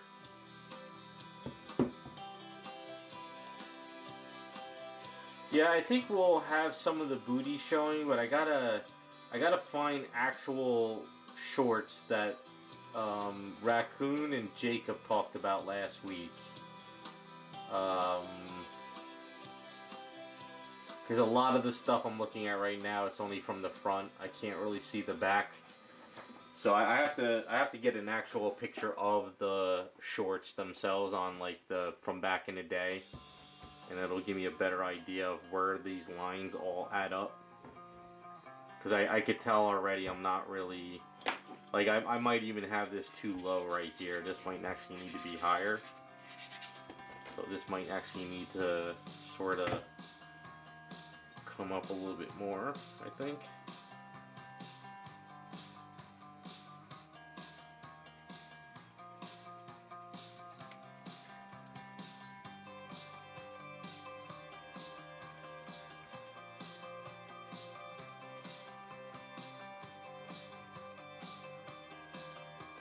So if that comes up a little bit more,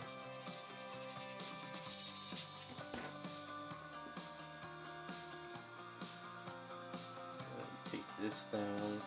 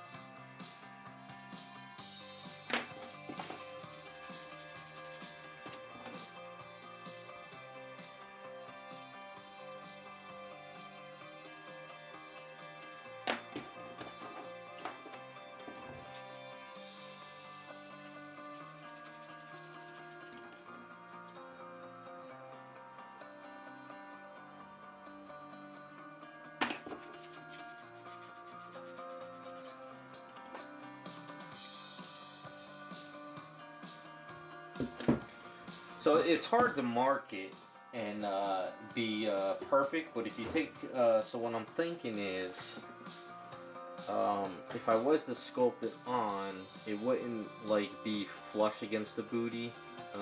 More like if we did it, it would be more like if we put this across here like so, we could do it more like,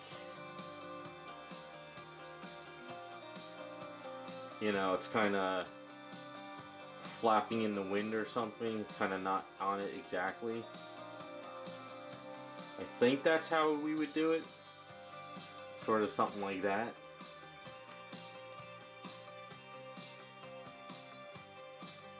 Because some of them, the artwork I'm looking at, they don't actually appear, you know. So I'm thinking more like that. And then it would come down into there, like so. And then, don't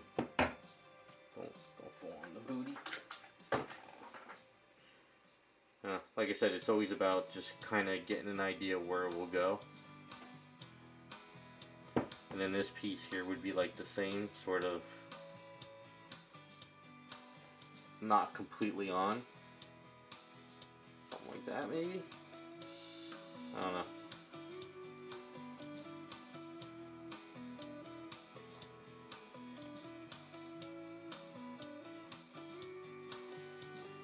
Something like that.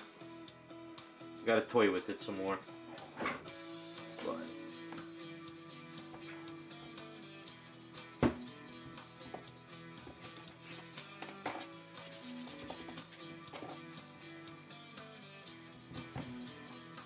Unless we take it even down further.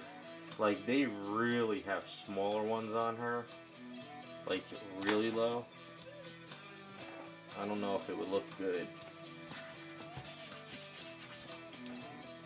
Like, say, it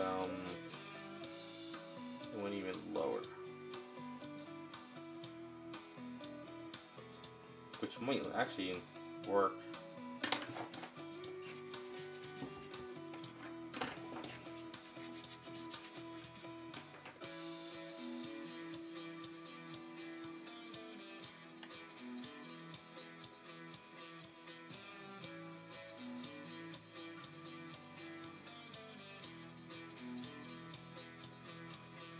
Oh, that actually might work better. Really give it short shorts. Which would mean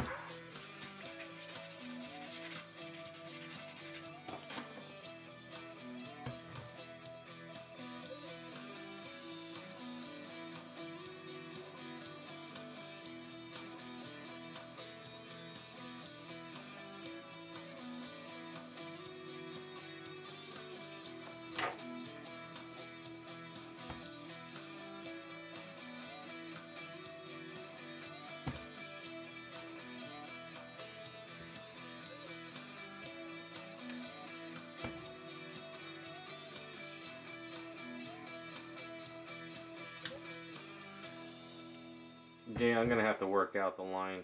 It's off. It's really off. Holy shit, is it off?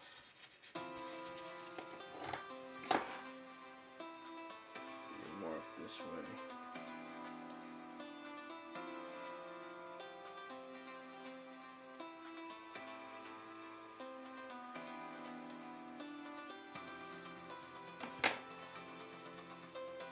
I think that works a little bit better.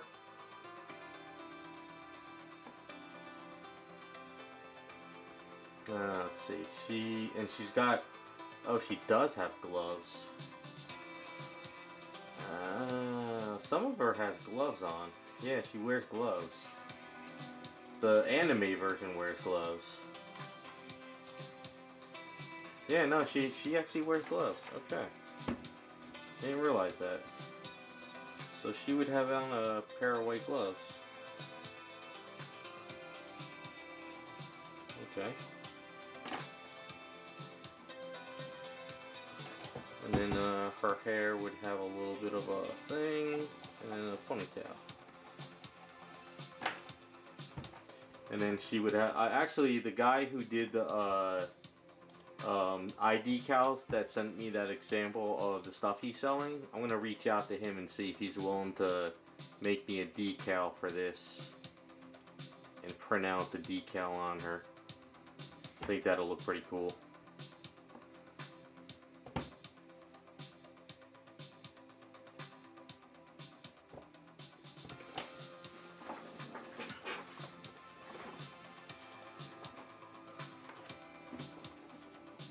And then when the time comes, or maybe if I get a chance, I'll reach out to Raz and we'll get a basketball printed out, and we'll get a basketball for her arm somewhere. Gotta figure out a good size of this. So you figure if basketball, probably a little bit bigger than her hand, more than that.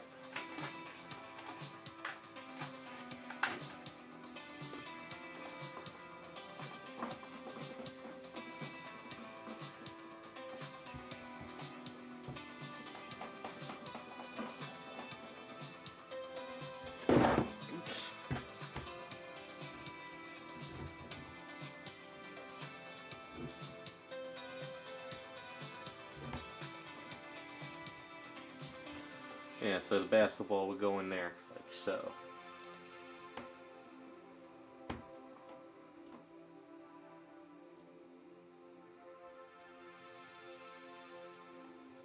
Alright. Starting to come together a little bit. Alright, let's see. Let's look at some more of this artwork. Yeah, see, some of her shorts, they actually go lower than the booty. So I guess what would it be? I think it's what, 70s basketball or 70s shorts? Let's look up online.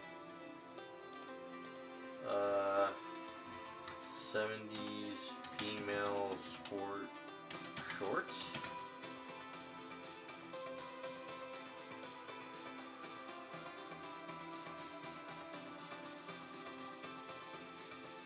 Yeah, I think it's you really don't see any booty on them.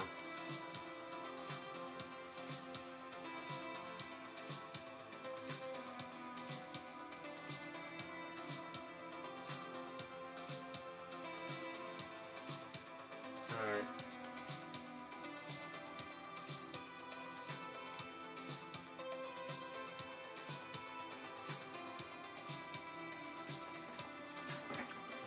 Alright, we'll look into that. I'll hit up Patreon on Sunday, do a little bit of voting, see what everyone says.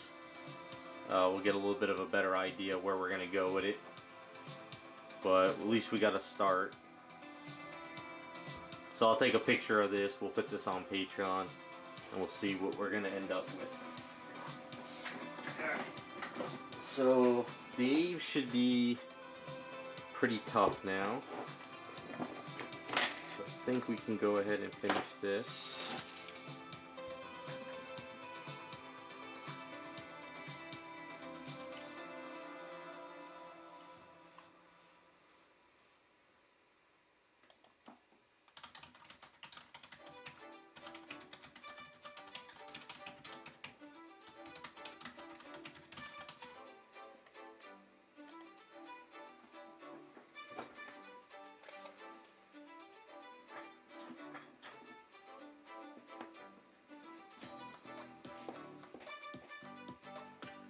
Raz, what's no fun? What? What'd I miss?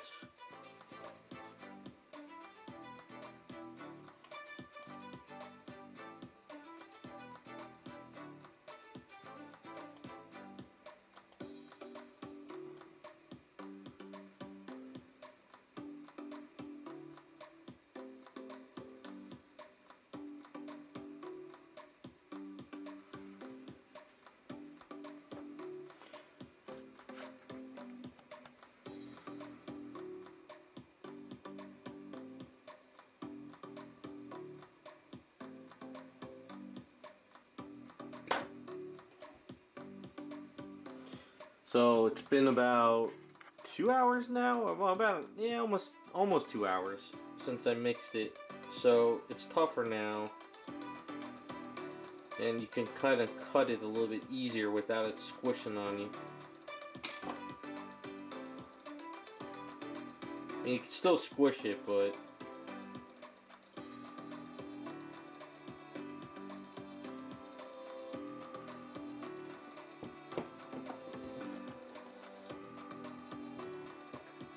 yeah, I know. You know what it is? There's a lot of the Lola Bunny artwork I found. I have some of it I can't really put on YouTube, of course, you know. But it all shows the front of her. It doesn't show any of the back, so I can't really gauge an idea on how they're supposed to look behind. But I just looked on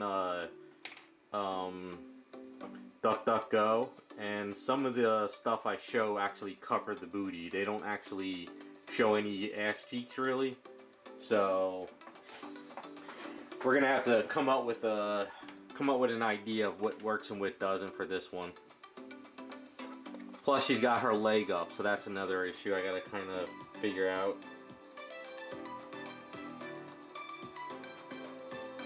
Sunday I'll do some looking around on the internet, see if I can find any artwork and stuff, or any pictures of 70s, you know, basketball player short things.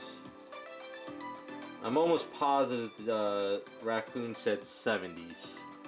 I could be wrong.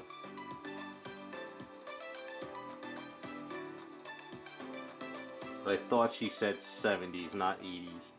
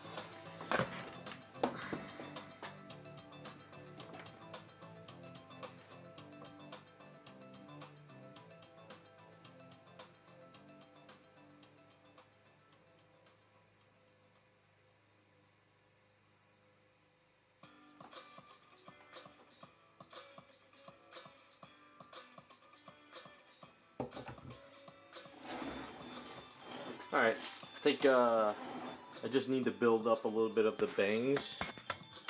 A little bit more. When it cures, and I think it should work. I gotta sand it down first though.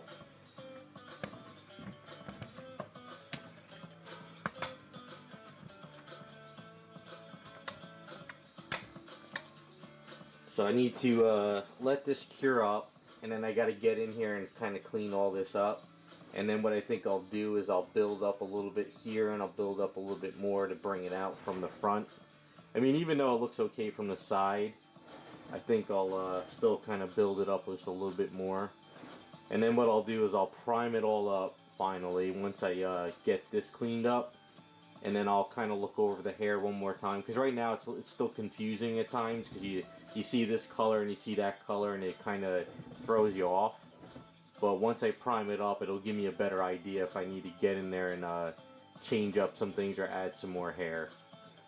Because we're gonna add rope here, and we'll add rope here at the end. But yeah, I might bring up the bangs just a little bit more, but not much.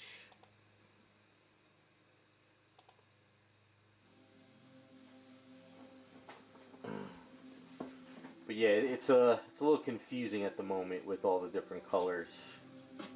But I like it though. It's kind of full and it's playful and it's big. I don't think we need to go too puffy on it. I gotta still do the zipper. I gotta clean her up. And then I gotta yeah, we just gotta go over it one more time, see if we're missing anything. We're almost there, almost ready for paint. Getting closer.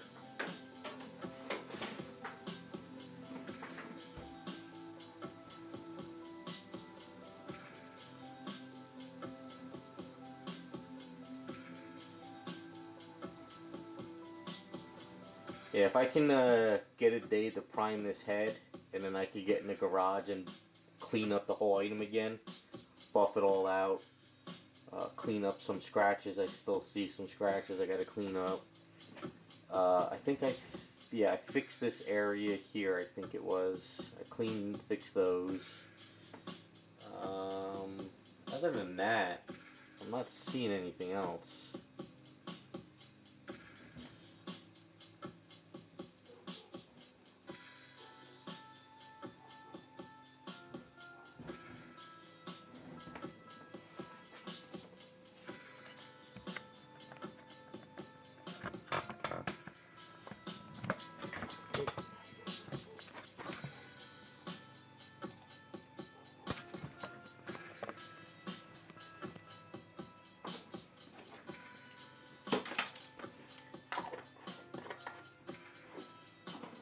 Yeah, I think that's getting there.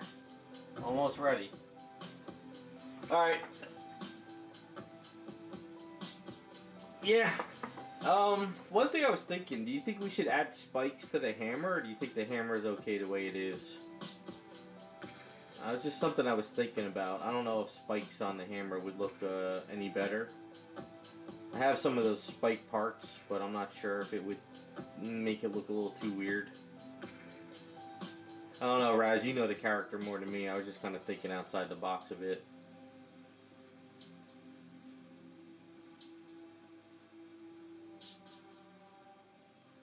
But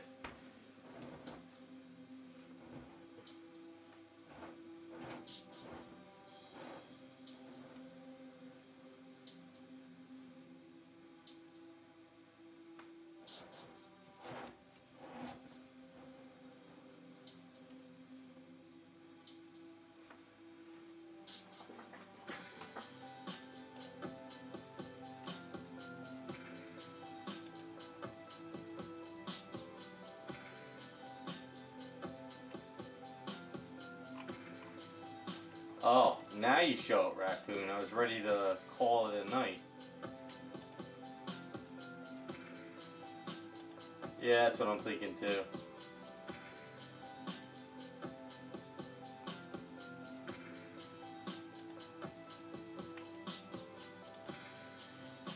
Yeah, before I call it a night, Raccoon, I was drawing up, Lola. I can't remember if you said 70s shorts or 80s. I forgot what shorts you said for Lola.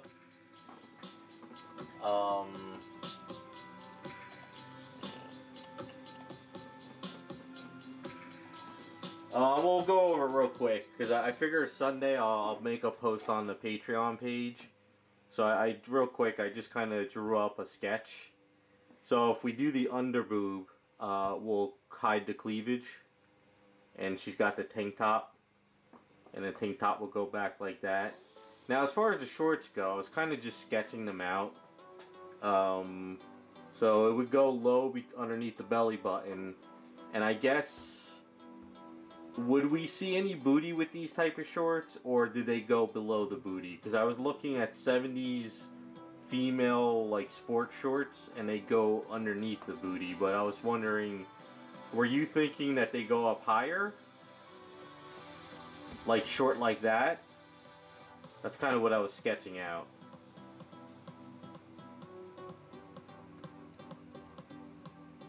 Like maybe this side won't go as low. Maybe I screwed this side up. Like maybe this side would actually come up more.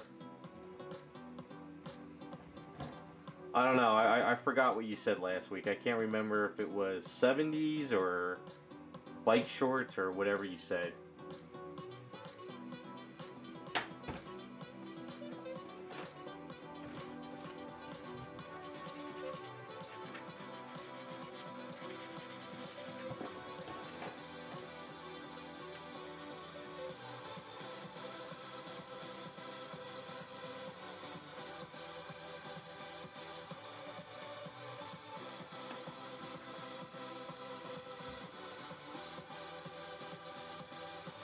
Alright, maybe there was, I don't remember.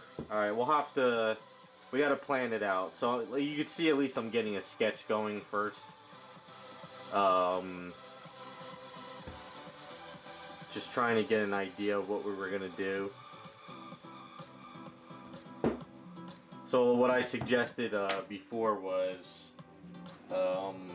if we do the 70 shorts, but we do show some under booty, they would go more like this, but they would actually float up higher, I guess, you know? So they wouldn't, you know, they would be a little bit looser, I'm thinking. They don't actually, if you get the idea what I'm saying, because it has that little lip.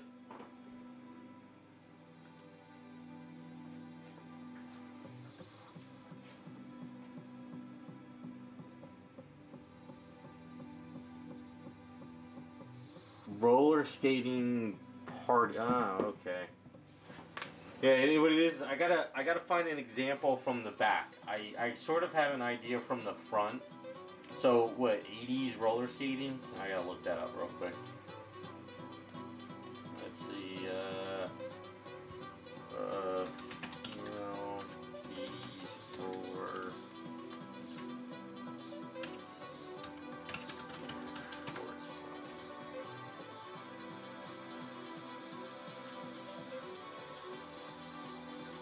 Oh, I see what you're saying. Yeah, but they're not actually cut high, though. They're low. Oh, wait. Wait.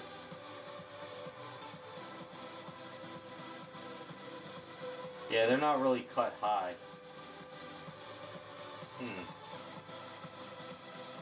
Alright.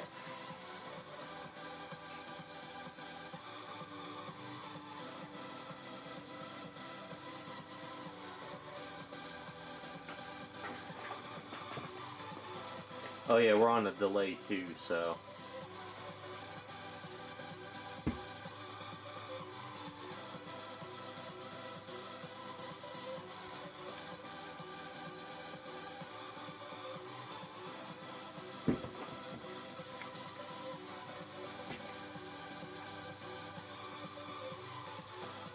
Oh yeah, I'll add the bunny tail for her, even though it's not an anime version.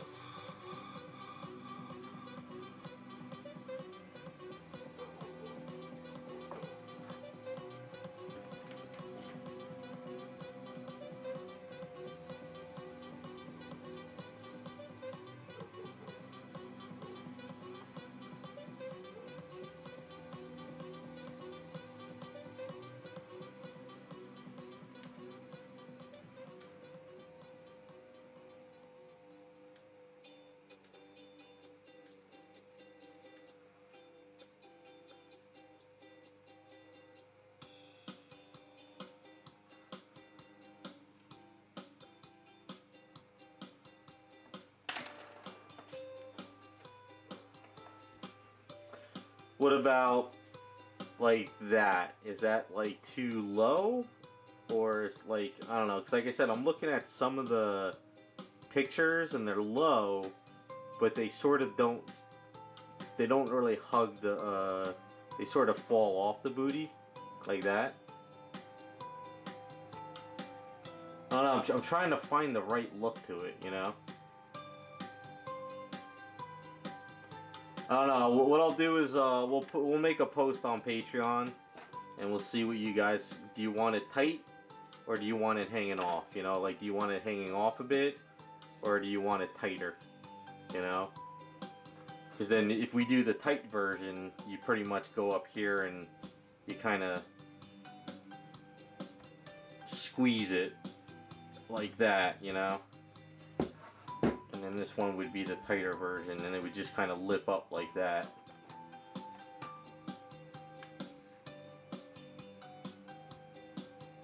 And then this would kind of lip up too a little bit, kind of loose off the item. Alright, we'll figure it out, but that's kind of just two ways of doing it, I guess. The tighter, where it lips up, it's a little loose there. And then that's kind of like, you get the little bit of the underneath. And then I guess we'll,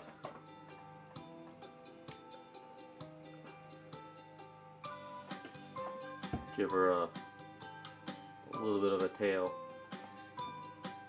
I guess. A little bit of a tail back there.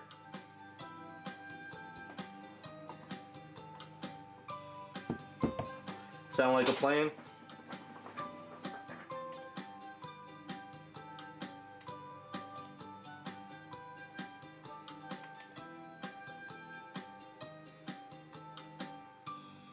Wow, delay is really long today.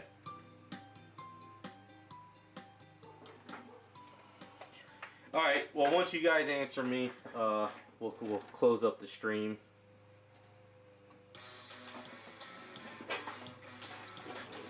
Wow, delay is like almost a minute or 2 minute delay for today for some reason.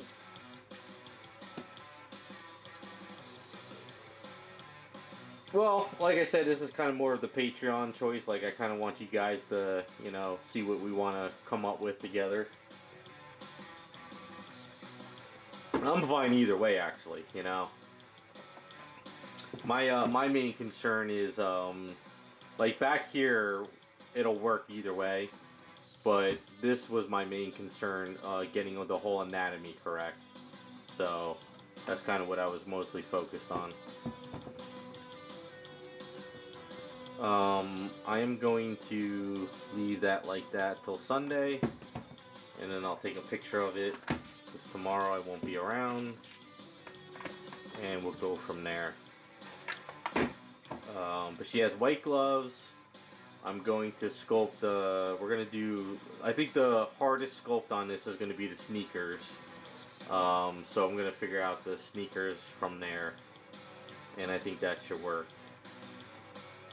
Hey, what's up, Zero? Nope, you're not getting your $2.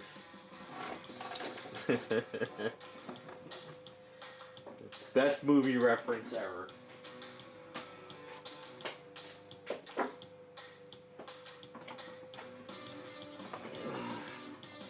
You're gonna have to scroll back, Thomas. I'm calling it a night. I'm tapped out for today. But hopefully next Friday we'll be able to. Hopefully patrons will vote. We'll have an idea what we're doing, and then next week maybe we can. Maybe I'll have. If I can, we'll start working on the shirt. I'll have to just kind of clean up this area first, and then maybe we can start working on some of that shirt. That's where I'm gonna call it. You guys have a good weekend. I'll try and see if I can stream next week again, if I don't get sidetracked. Alright, sounds good, Thomas. Alright, you guys have a good weekend.